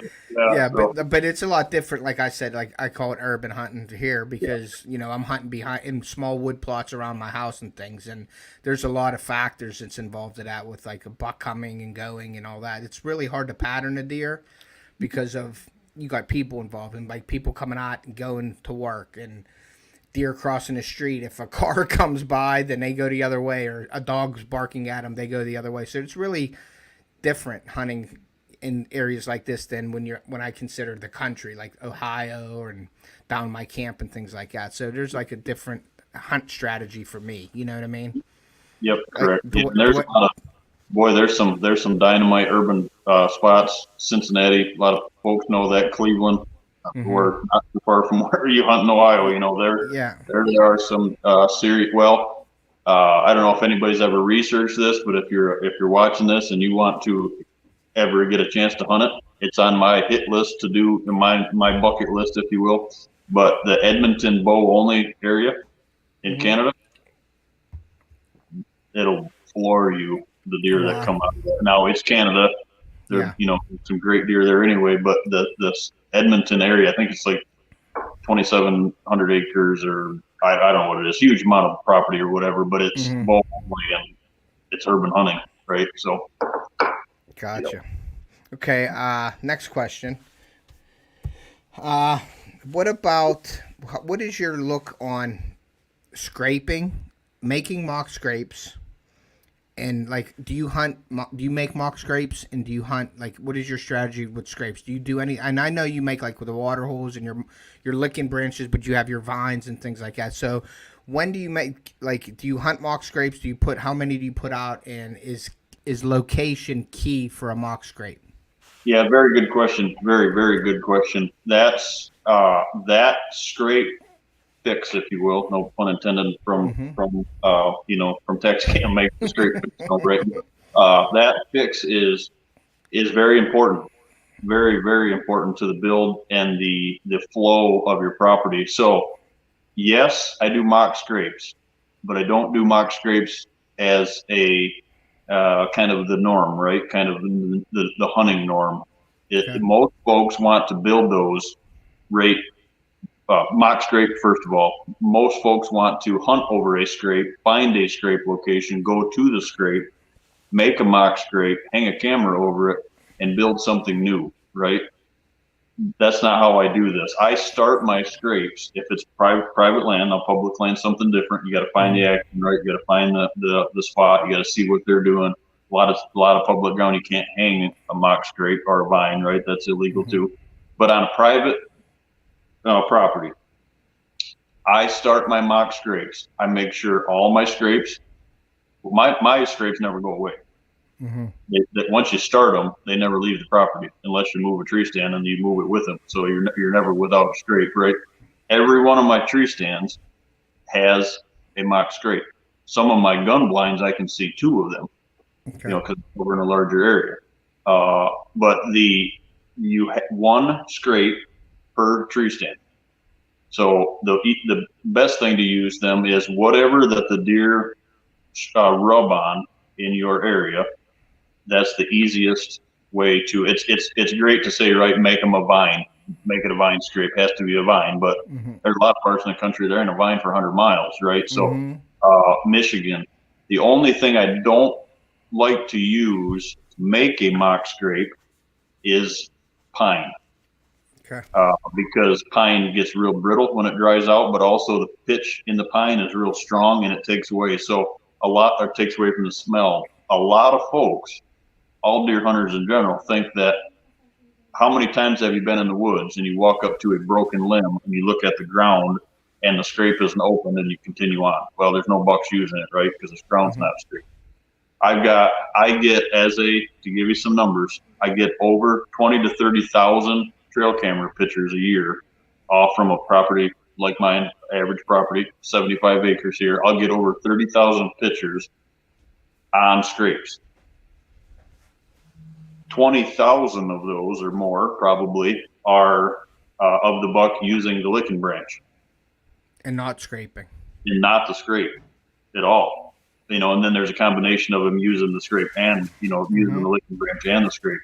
But there's so much missed opportunity because that preorbital gland between the pedicles above their eyes, that's that scent that's on it. That's how they communicate. It's very distinctive between deer and deer. That each deer has a different smell. That's how they communicate with each other. So it's not about the scrape on the ground, the mock scrape on the ground. What I do though is I start them in May. I make sure Memorial Day. I make sure they're all intact, right? So they really never go away. I hang them, put a paracord on them. The best thing to do is if you have vine, because they got natural bends to them, the vine releases a water, moisture, a grape jelly, right? So they go to licking it. That's what starts the whole process. It looks natural, but they flex. So when they go to use them, 3/4 of an inch, I cut them initially like 10, 12 foot long. And then I don't cut them to length yet. I put a screw, like a drywall screw through the end of them, like 4 inches down, 5 inches down. Put paracord, like a military grade paracord around them. And the reason I do that is so you wrap that around the vine, you wrap that around the screw itself. So, you've got that action and you wrap around there. So that thing's not coming down. Because if that's straight, that mock, or the licking branch, right? The licking branch falls down. and it breaks, your heart should sink in your camera, because when that goes away and it's laying in the scrape, like a native scrape would do when they break the branch and it goes away, right? Mm-hmm. All the deer all the deer aren't talking to it. It's bucks only. If it's head high, 6-7 foot tall in the air, they can get it from the back of their feet, but them fawns and the does aren't getting it. There's no communication. You broke the chain of communication there. Gotcha. You want it. So what I do is I cut them 8-10 foot long, wrap the paracord around them. Don't touch them as much as you can. Cut them with loppers, not a chainsaw, so you don't have the oil on them, right? Mm-hmm. Take it to where you want it. Open up the 3 or 4 foot square as the scrape itself on the ground. Urinate it if you can, but clean it all out. Take that, look for an overhanging limb. That's the best thing. Throw the paracord up in there, pull the branch up so it's about belt height. That 3 to 4 foot off the ground. 3/4 of an inch seems to be, an inch that becomes a club. They don't want to use it. But that's how I do that. And then I take the paracord and wrap it off, over the limb, and then I tie it to the tree, and I leave about 6 foot of extra cord. So if they break it or I need to raise it lower, I don't have to scrape itself. I just move it. The other thing to do is, 90% of the time, right? 75% of the time, we don't get lucky and don't have a branch above the right over where you want it. Right? So what I do is you've seen me put the 2 2x4s, put one on the tree, put one down below it, put the branch so it sits on the top and underneath the back one. So you build one, you build something out there, right, to hang that from. The goal is to make it look as natural as you can, and to have that rope for safety reasons for them. You don't want their head getting wrapped in that rope, right? You put the rope up as far as you can before you trim it. Then it looks natural. Gotcha. So yes, I build them. This year I've had a couple break. I watched one in the camera do it. Get it turning the rack just sideways because they get ratty with them.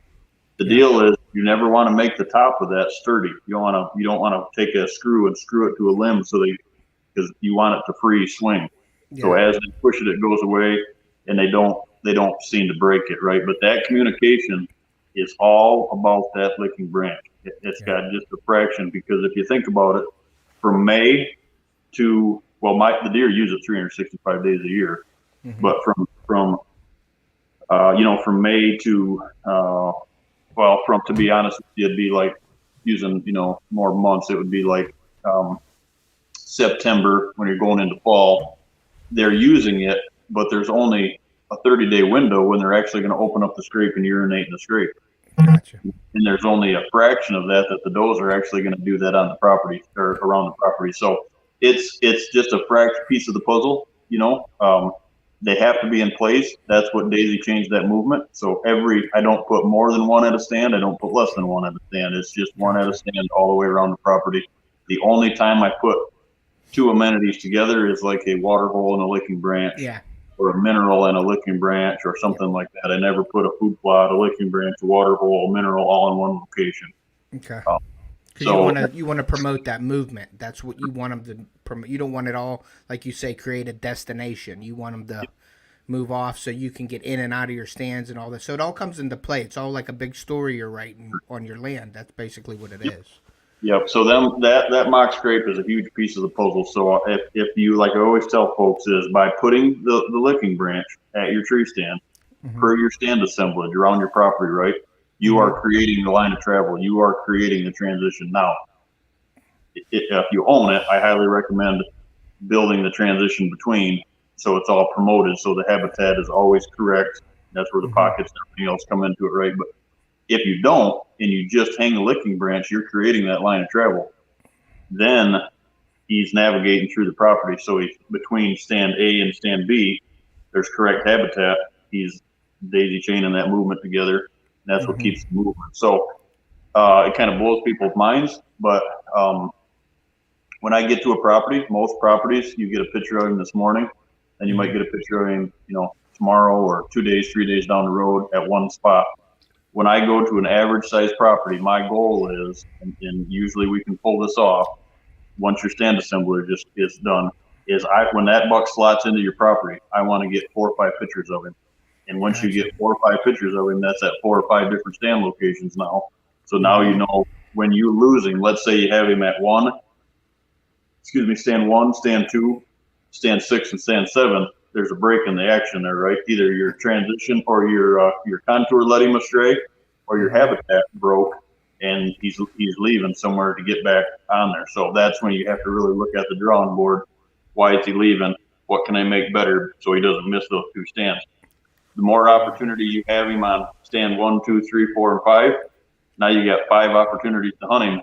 And in those 5 opportunities, you're going to have multiple chances at multiple different winds instead of just having 1 stand, 1 wind, 1 thermal. And if he's not there for 3 days, you don't have any opportunity. No, that's awesome. Yeah, because you're using your cameras to figure out the story as travel ride. If he goes to camera 1, 2, and 3, but he's not going to 4 and 5, so you can take your from stand 3 to stand 4 and figure out why isn't he going to stand 4 from stand 3, and then you can do what you need to do between those 2 travel routes to get him steered back into your lane, basically. Perfect. Yeah. Yep. Yeah. That's really cool. Yep. Yeah. And a lot of people don't think about that, you know? Yeah, most of the time when I tell folks that, when I get to a property, it's like you're going to get 4 or 5 pictures, and then because it's not the norm, right? People I kind of chuckle like, yeah, right. I mean, you're good, but you're not a wizard, right? It's like, yeah, they're right. And then before the build's even 100% done, that first year hunting it, they call and it's like, where was this my whole life? And that's what that is them information. They're your phone booths, right? You're putting that information stations along. That's why we don't put all the amenities in one spot. He has to go from spot to spot to spot to check it, and all that information is on that licking branch. And then during parts of the year where he can use the scrape on the ground and the licking branch, it just supercharges it, right? Yep. So, yep. No, that's good. Now I've been a victim of this also, Josh, and I wanted to get your opinion on it. When I make a mock scrape, like in this season, I did it, but I stopped doing it. Basically, is when I make my mock scrape, and I use like a mock scrape starter, okay, like scent, okay. I have preorbital, tarsal, interdigital, oil-based scent, gland scents. I start my scrape with that, and then I put my camera on it, okay. Once the deer start hitting that, I always see people or hear people saying, I got to go freshen my scrape up.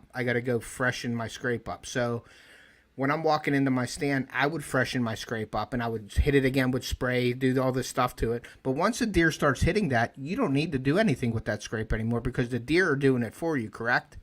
Correct. Well, and that's a very, very strong point. One is once you get in this system, I have a good friend of mine that has a deer farm that hand collects estrus. The lure works, right? There is some lure out there. I'm not going to say that lure doesn't work. Mm-hmm. The problem with lure is just that. In order for that lure to work, the lure has to be put there. Mm-hmm. So in other words, you get to your tree stand. If I get to my stand, I got my backpack on. I've got my bow on my backpack. My hands are free.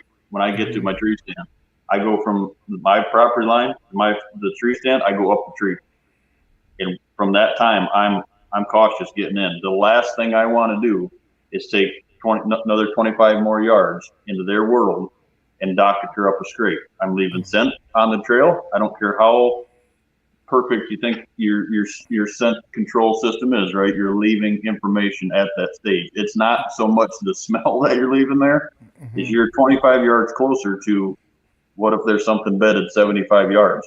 What if your habitat pockets that you're hunting are only 100? Now you're 75 yards from them. One wrong stick crack, it's done, right? Yeah. So that's the biggest reason I don't do that. Now, the other reason is because if you think about it, if you're doctoring up a scrape, and I wish we had more time to talk on this one, but a very, very strong hold. If you're doctoring a scrape and you're in the stand, you're teeing into the line of movement, right? Yep. You're in the stand, the wind is in your face. If you doctor that scrape, how is he going to get that information out of that scrape? He's got to go downwind of you, behind you, to come back through. He's got to be between the scrape and the stand to scent check that deal. Now, what the native scrape is doing is that information is going when you can't hunt that stand, when the wind's blowing internal. That's how he's scent checking that. So if you're doctoring a scrape up, you're gaining 20 yards between your tree stand and the stand. What's the chance that buck's going to walk in there? If he walks in there, he's already there. You're going to kill him. before he even figures out that there's anything in the scrape. You see what I'm saying? So Yep. the reason that he is scent checking them a lot of times is because he knows that that scrape's there, and he's already going there anyway. And that scrape is something that he scent checked on the other wind when you weren't there, right? So, Yep. so it's got its place. Lure, to me, the strongest way to use lure is if you are in a PM situation. In this, I wish going back to the days of guiding, but the strongest time I've ever seen lure work is if in a PM situation where you're accessing through your food plots, right? If you're instead of you can't get behind them, you can't get your fence rows, your bedding is tight, it's a thick property, you're bedding hill country, you're going through your food plots, right? So you're walking through your food plots, you're taking an e-bike or a the side by side or golf cart, hopefully something quiet, right?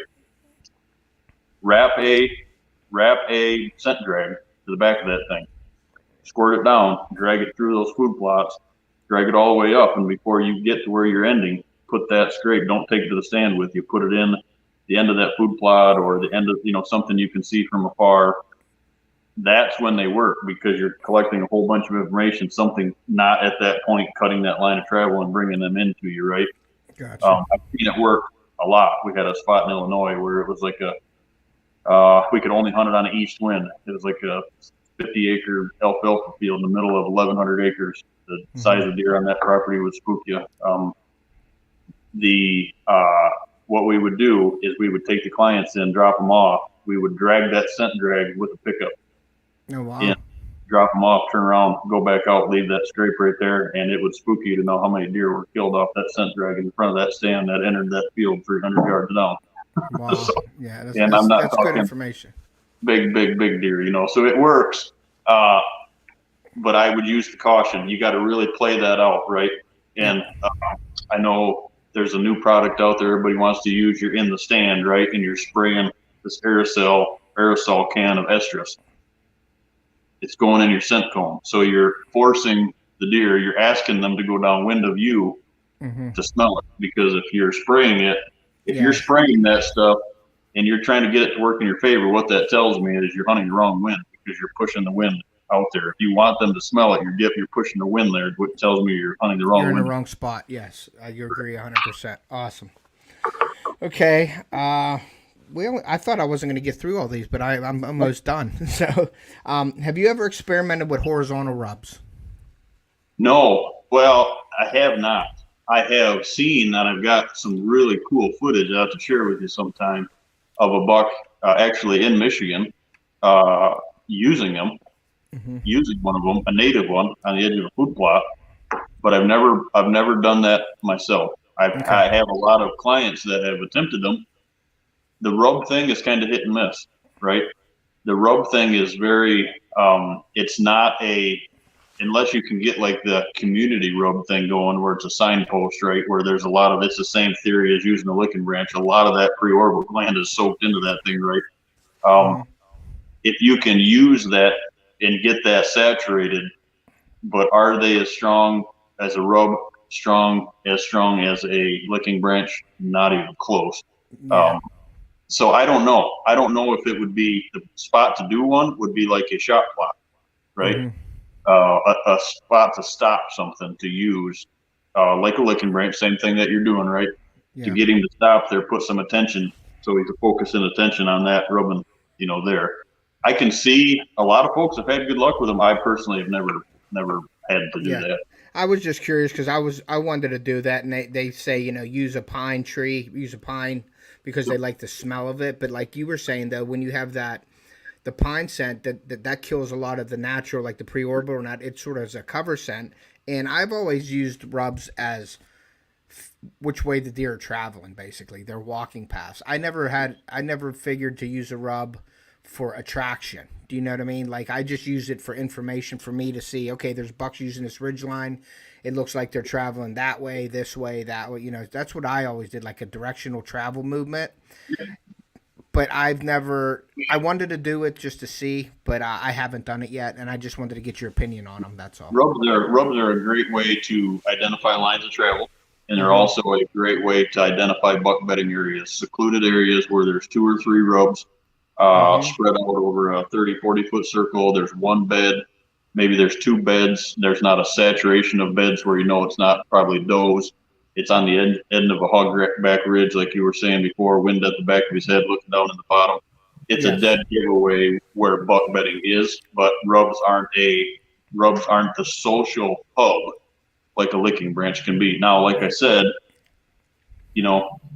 red cedar along the transition, or I leave them red cedars along the transition, or a spruce if they're there. Now, like me, I've got a whole bunch of them, and I've got 10 acres of one of them. We got to send some of them out, right? But if you leave them, if you have them on your line of travel, don't cut them down because bucks love to rub on red cedar, right? So rub, native rub, horizontal rub. Yeah. That's vertical. It's a rub. So is it the same theory? Yeah, it could. I can see that deal. It's just not a. I wouldn't have a horizontal rub at every tree stand. Gotcha. I guess maybe. I guess if I had played with it a little bit longer, maybe I'd recommend that. But I don't see that as such a pull. Okay. Next question, and this is one of my big questions of the night. Okay. Now I heard this. I'm not going to mention any companies or anything, but I heard this on a YouTube channel, and it's a big company out there. Okay. And I heard a guy talking, and he said specifically that bucks do not travel in the rut.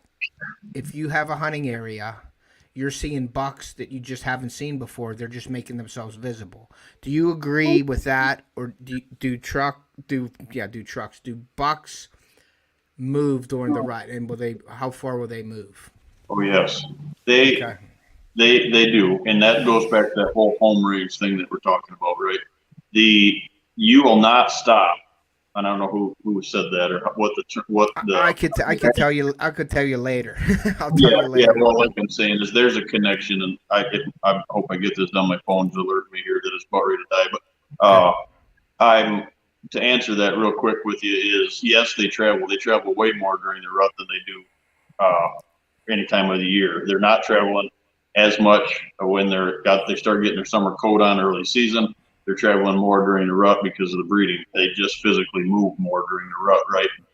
There was probably more, I would think, more to that term that somebody was trying to get to than just saying deer don't move in the rut. They do. Now, the older they get, the less they move because a buck in its prime is going to breed 2, 3, 4 does, right, over that season. So he's searching for those. The older the buck is, he's only going to breed maybe 1, maybe 2, maybe none at all. If he's 6, 7 years old, it's not about breeding at that point. It's about survival, right? So they don't move as much when they're older. So yes, they do move more during the rut. The reason that they're more susceptible to be able to get out. Okay. Now I know your phone's going to die, so this is basically the last question I have for you. What do you believe is the most critical factor for success on taking a mature buck? Like if you have a hunting situation. I really think it's as simple as not overpressuring your food sources. I mean, I get that all the time. If you were to fix one thing with every property around the country, what would it be, right? Not hunting over your food sources. I mean, a lot of guys, what a lot of folks get themselves into trouble is the food plot gets the attention. We want to hunt over it, and then when the oaks are prime and they're dropping acorns, we move to the oaks. Yeah. And then when that's done, then we go to the bedding area, and then you go in before you know it, you've got the whole property blown out, right? Gotcha. And then we start grasping for straws this time of the year, and we start going back to food sources, so it never ends.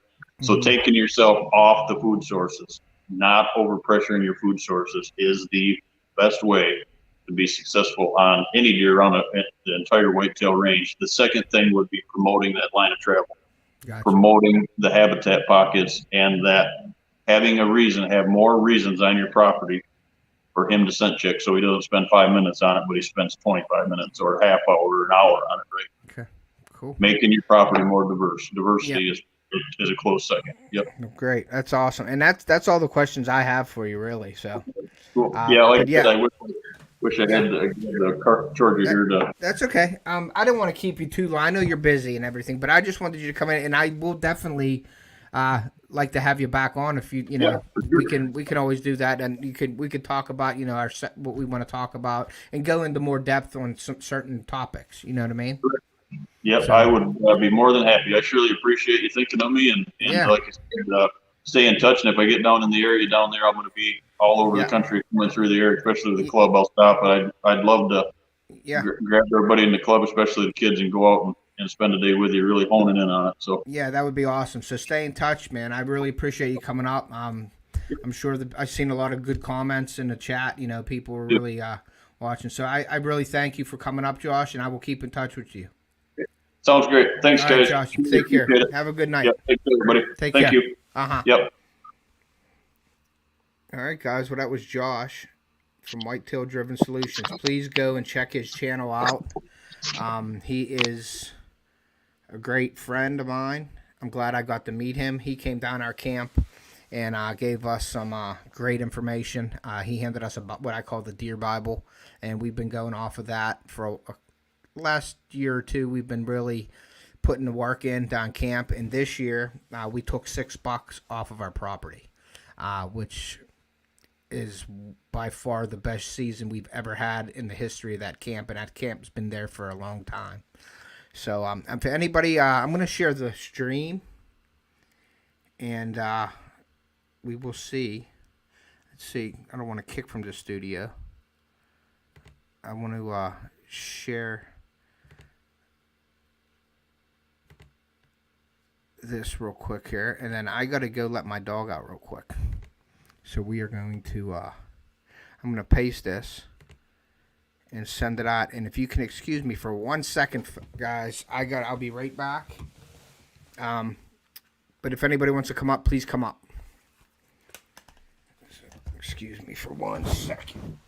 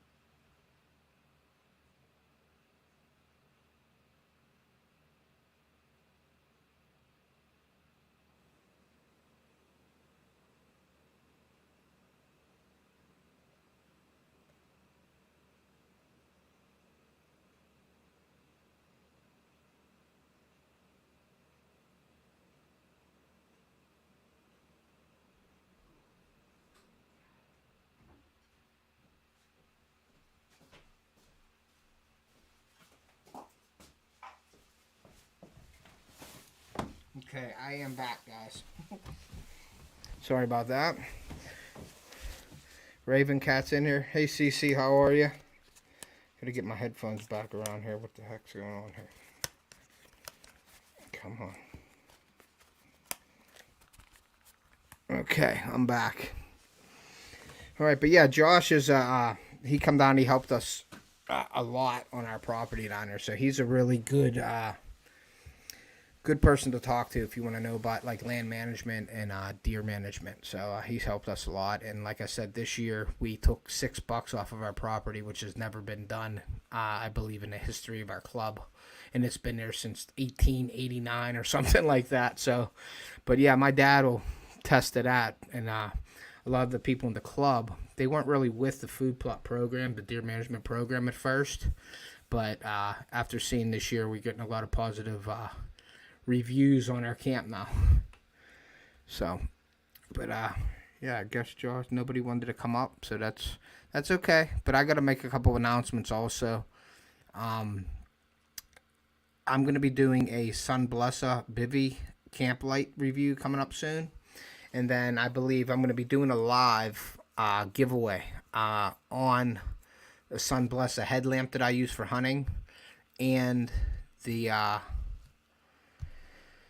bivy light, the camp light. So I'm going to do a giveaway with both of those lights in the giveaway. So 2 people will be winning one headlamp and one camp light from Sunblessa, and that's courtesy of Sunblessa. They told me they would like to give it away.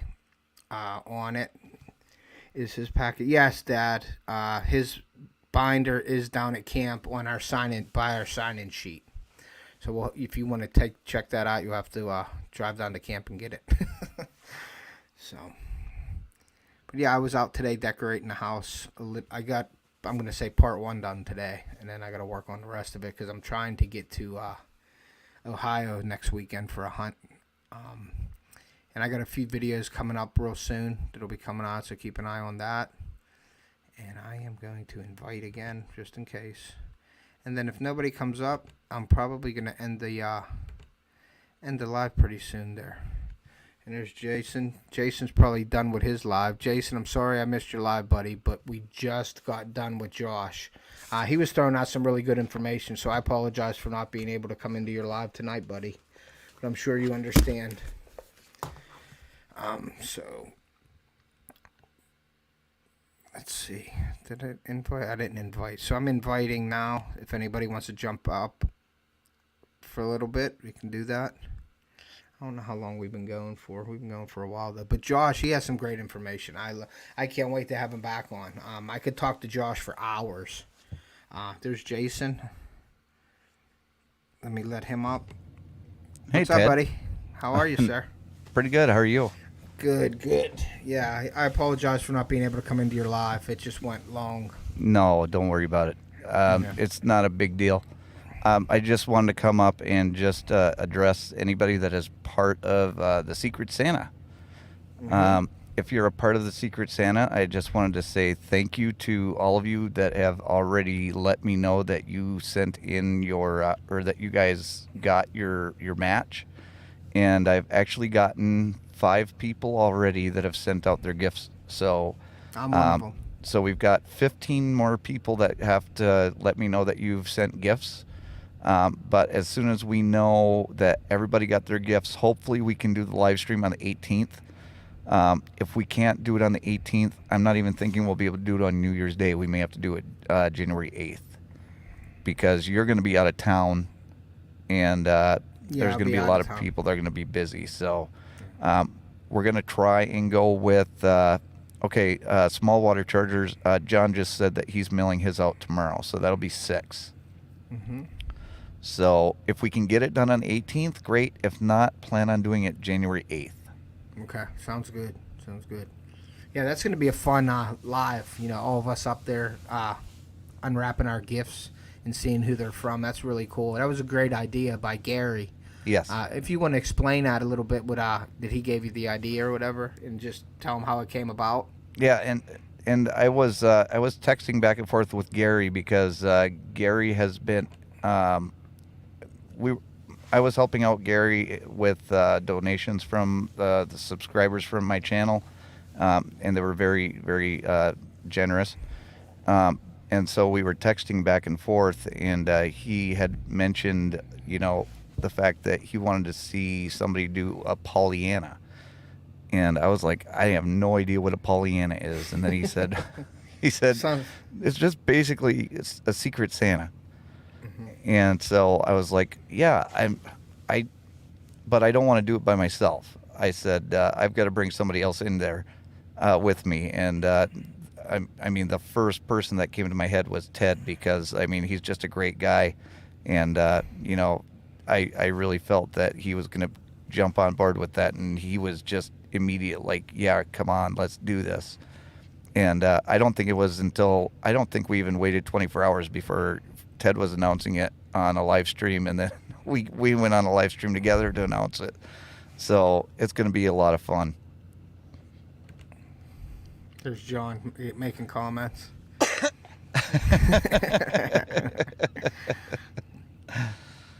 Thank you, Raven Cat. Thank you, CC, for sharing links and things. I appreciate that. It's good to see you in here, too, because I haven't seen you for a while. I haven't seen CC in a while, Jason. Oh, okay. I know she was having some issues with her internet. So. Yeah, she has been having a lot of internet problems. Yeah. But no, it's really great that we've got 20 channels, if you can believe that, and that's kind of the number that we were shooting for. And I think the way that we're going to do it is like 5 channels. Well, we're going to have to do 6 channels at a time, so that way we can have the opposing channels up on the live stream. Mm-hmm. and then they can explain why they chose the gift that they gave, so that the judges can judge who's going to be the most creative gift giver this year for $100. Yeah, so if you have the most creative gift, Jason threw up out of his own pocket $100 bonus prize that I'm hoping to get. And I'm not eligible to win, so it's basically 19 I shouldn't be people. eligible. I shouldn't be eligible either, though, really. Because mine is the best, so.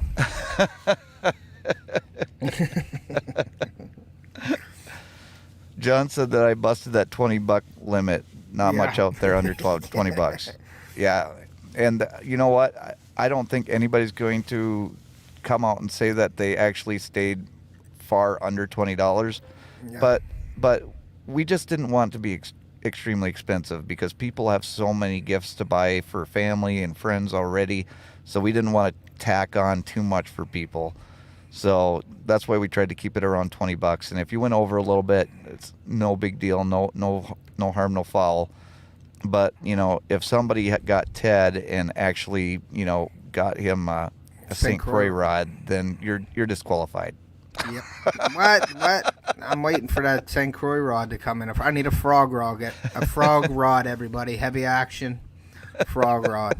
St. Croix Avid. That's like a mid-grade. I won't even ask for the most expensive one.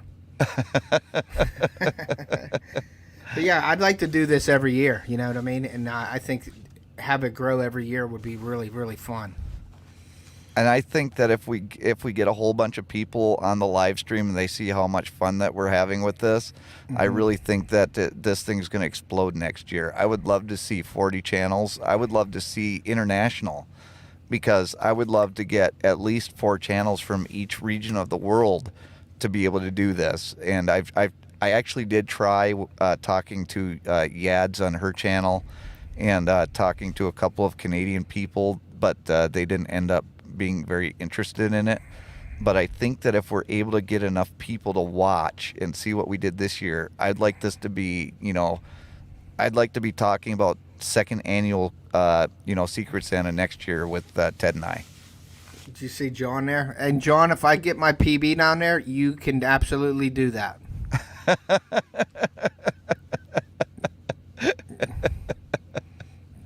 That'd be awesome. The man bun, if I beat my PB bass fishing with you, you can for sure cut the man bun off. Yeah, and CC, that's why we didn't do that's why we didn't have channels going from like Canada to the US or US to Canada and so on and so forth, because the shipping costs would just be way too much for people to be able to handle. And so we didn't want to do that. So that's why we're trying to keep the people in the same region. So hopefully next year we'll be able to do an international type thing, whether that be somebody, shipping costs go down, or just the fact that, we're able to get more channels in different regions. That would be my hope. Yeah, like Canada would be a good one. And like Sandy Toes, I did feel bad with that, but she was the only one from Australia, and then she understood what we were doing. So she was like, you know what, then I'll just stay out of it, because we were trying to get people from Australia, to do that. But we need, if you got 2 people, you'd try to get more than 2 people. That way, you don't know who it's coming from. You know what I mean? So we want to try to do that. In Canada, I know a lot of channels from Canada, but nobody seemed interested in doing it. So they talked about it, but then they just didn't pull the trigger on it. So I'm hoping next year we can do that and grow more. I think what we need to do next year is probably announce it at the beginning of November instead of right around Thanksgiving. Yeah. Yep. Normally, though, early. Yeah, because normally in like households and things, that's when we do our Secret Santa in our family. We do it at Thanksgiving. Right. But on here, we probably just do it a little earlier, maybe at the beginning of November. I think it'll work good. Hey, James, thanks for coming in again. So, but we got 17 people in here. Thank you, guys. That's if you awesome. haven't, hit that like button, please. But yeah, the live went really good tonight, Jason. Great. And Josh is a great guy. He's full of information about deer and land management. So I'm definitely, he agreed. I'm going to have him on. I'd like to have him on a few times of the year. I'd like to have him on before the hunting season too, to get people cranked up for hunting and give them some ideas to maybe improve their hunting, success for that year. So I'm going to have him on before hunting season next year, definitely. Yeah, and I definitely, I definitely told people about your interview with him today. So I told them to come over and definitely check out your live stream after my live stream was done, so that they'd Awesome. be able to check that out if they were Great. interested. I appreciate that.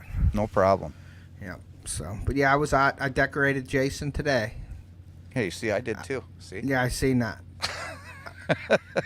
I'm sick of looking at. No, it wasn't that bad today. I only did part one, and I wasn't pressured into it, so I'm good. Good. I got all week to finish it, which is all groundwork now. I had the ladder out today and got all the high stuff done. So all of the high stuff is done. So I just got to put all the ground stuff out the rest of the week, and we should be good by the weekend because I'm planning on heading to Ohio Saturday morning for a weekend hunt down there with my buddy. I'm going to see if I can get Haley to film me putting lights on the tree outside on my house, and but using the drone to do it. Yeah, that would be cool. Ted's antlers come out of his headphones. Yeah, they do. They come right out. They do. Coach will be there end of the week, 5-day charter. Nice. That's awesome. I don't know if I'll be able to meet him. I don't know what exactly we're doing. Our plans are in Florida, but we're definitely going to schedule a day. I'm definitely coming down to fish with those guys, small water charters. I'm trying to plan a charter for like mahi mahi or something down there for my kids if they want to go. So I'm looking into that, and I'll be doing that pretty soon here. So, but I don't know what days I'm going to be able to come down. So we'll have to plan all that out, John. I got to talk to my wife and see what our plans are. And yes, Andrew Cotter, I am a Part 107 drone operator. Oh, do you need a license, Jason? Not to do what I'm going to do. No, I'm saying, do you need a drone license to fly your drones? I was being funny. Oh, okay. I guess it wasn't that funny. Actually, yeah, I would. If I have Haley film me doing it, I would have to have my license because I'd be putting it up on YouTube. So, yeah. Yeah, so and you would just use your license number. You would just have to put your information up, or if somebody else does it, correct? Right. Yeah. Remember, you have to kiss the fish before you throw it back. Yeah, I have no problem with that. Andrew, nice. So Andrew has his license, I guess he said. That's awesome. I'm southeast of Harrisburg. All right, I'm in Pittsburgh. And I'm in, currently I'm in Chicago. The Windy City. Yeah.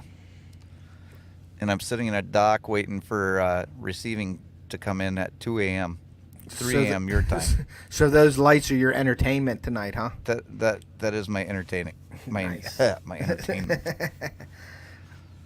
T-Carp, you need license for that. Yes, T-Carp, and Jason can explain that if you'd like to again. Anything that you put on social media, if you fly your drone, you have to be licensed. It doesn't matter whether it's YouTube, Facebook, Instagram, whatever you do using a drone.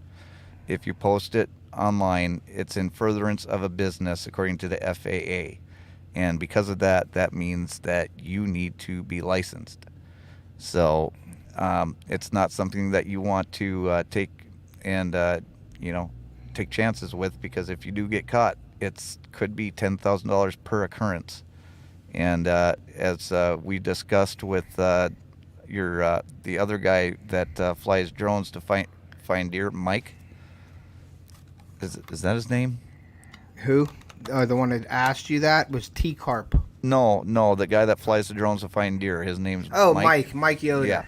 Yeah. When Mike and I were talking about it during your interview with him, he even agreed with me. So I'm not just coming out there and just saying stuff to try and scare you. That's just what it is. Yeah, you don't want to get caught doing that. That can ruin your day. And Andrew, it's $200 there, but when I took the test, it was only $165. So I don't know if it's different in each location or if they actually raised the cost. Gotcha. John asked about the travel. Yeah, I haven't seen I haven't seen the traveling tackle bag in a long time, actually. JLM. JLM. It doesn't matter whether it's your land, a friend's land, or anything. It is just.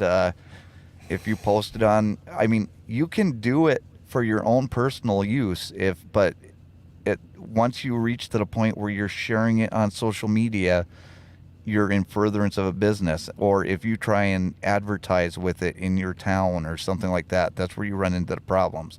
Personal use, all you have to do is go on there and take a quick, like 20 question test just to show that you know what the rules are. And then, that's free. But once you get into issues, or the time that you get into issues is when you try to put it out there for either internet purposes or for advertising purposes. You don't own the water, bro. John said, "You don't own the air, bro."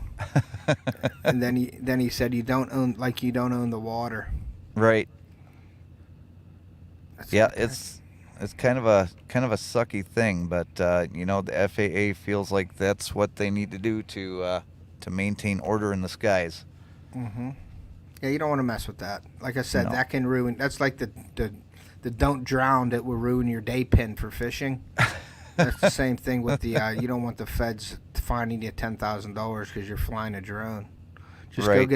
go get the license and you're all good. Yep. That's what I got to do. And Actually. I completely agree, Andrew. And Okay. and Go ahead. Andrew, I've actually suggested Ted get the Skydio 2. So look forward to me trying to work through that Yeah. process with Ted. Mm-hmm. Well, we got a lot to work on. We're doing Oh. we're doing my website. Website? Doing my website. I'm doing my studio downstairs whenever I get a chance to do that, and then Yep. the drone will be coming after that. Yep.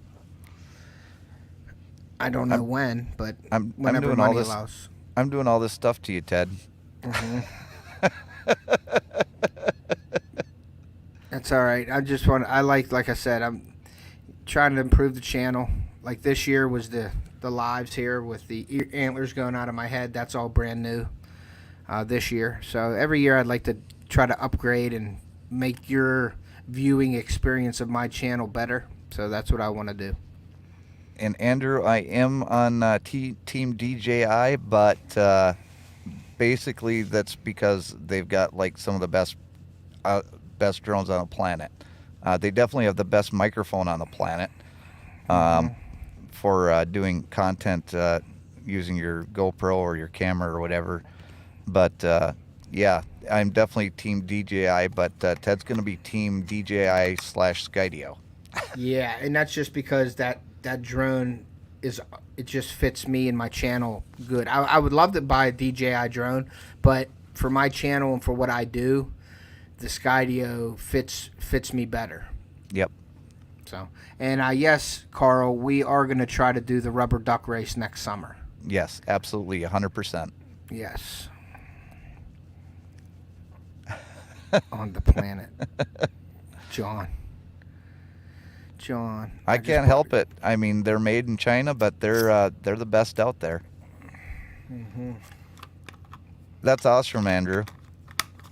That GoPro Hero 11 is going to be really good in low light situations. There's a lot of cool things that you can do with like shooting the stars and stuff like that. It's going to be a lot of fun.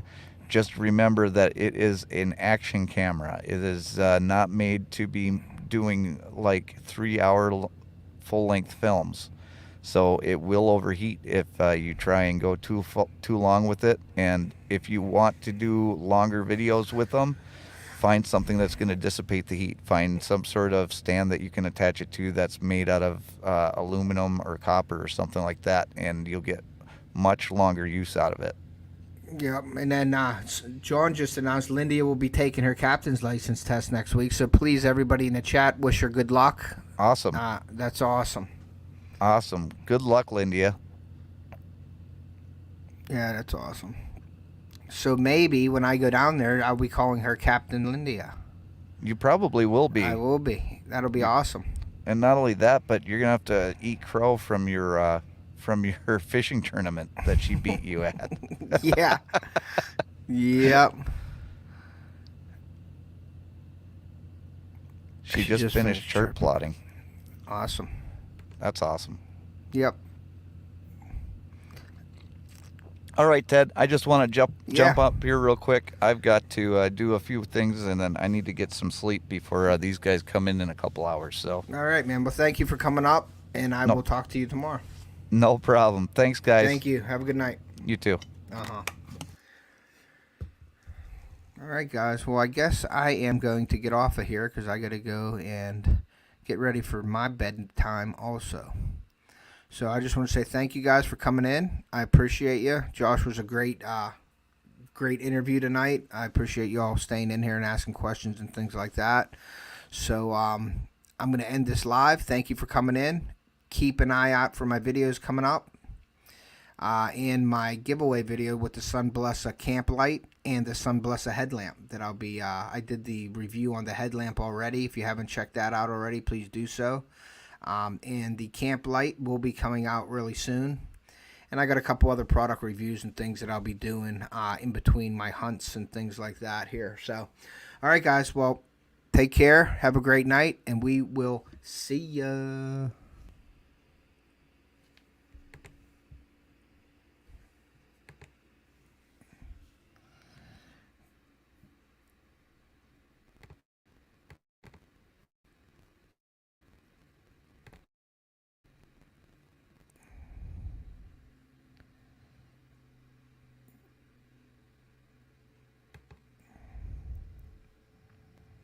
I don't think I ended it.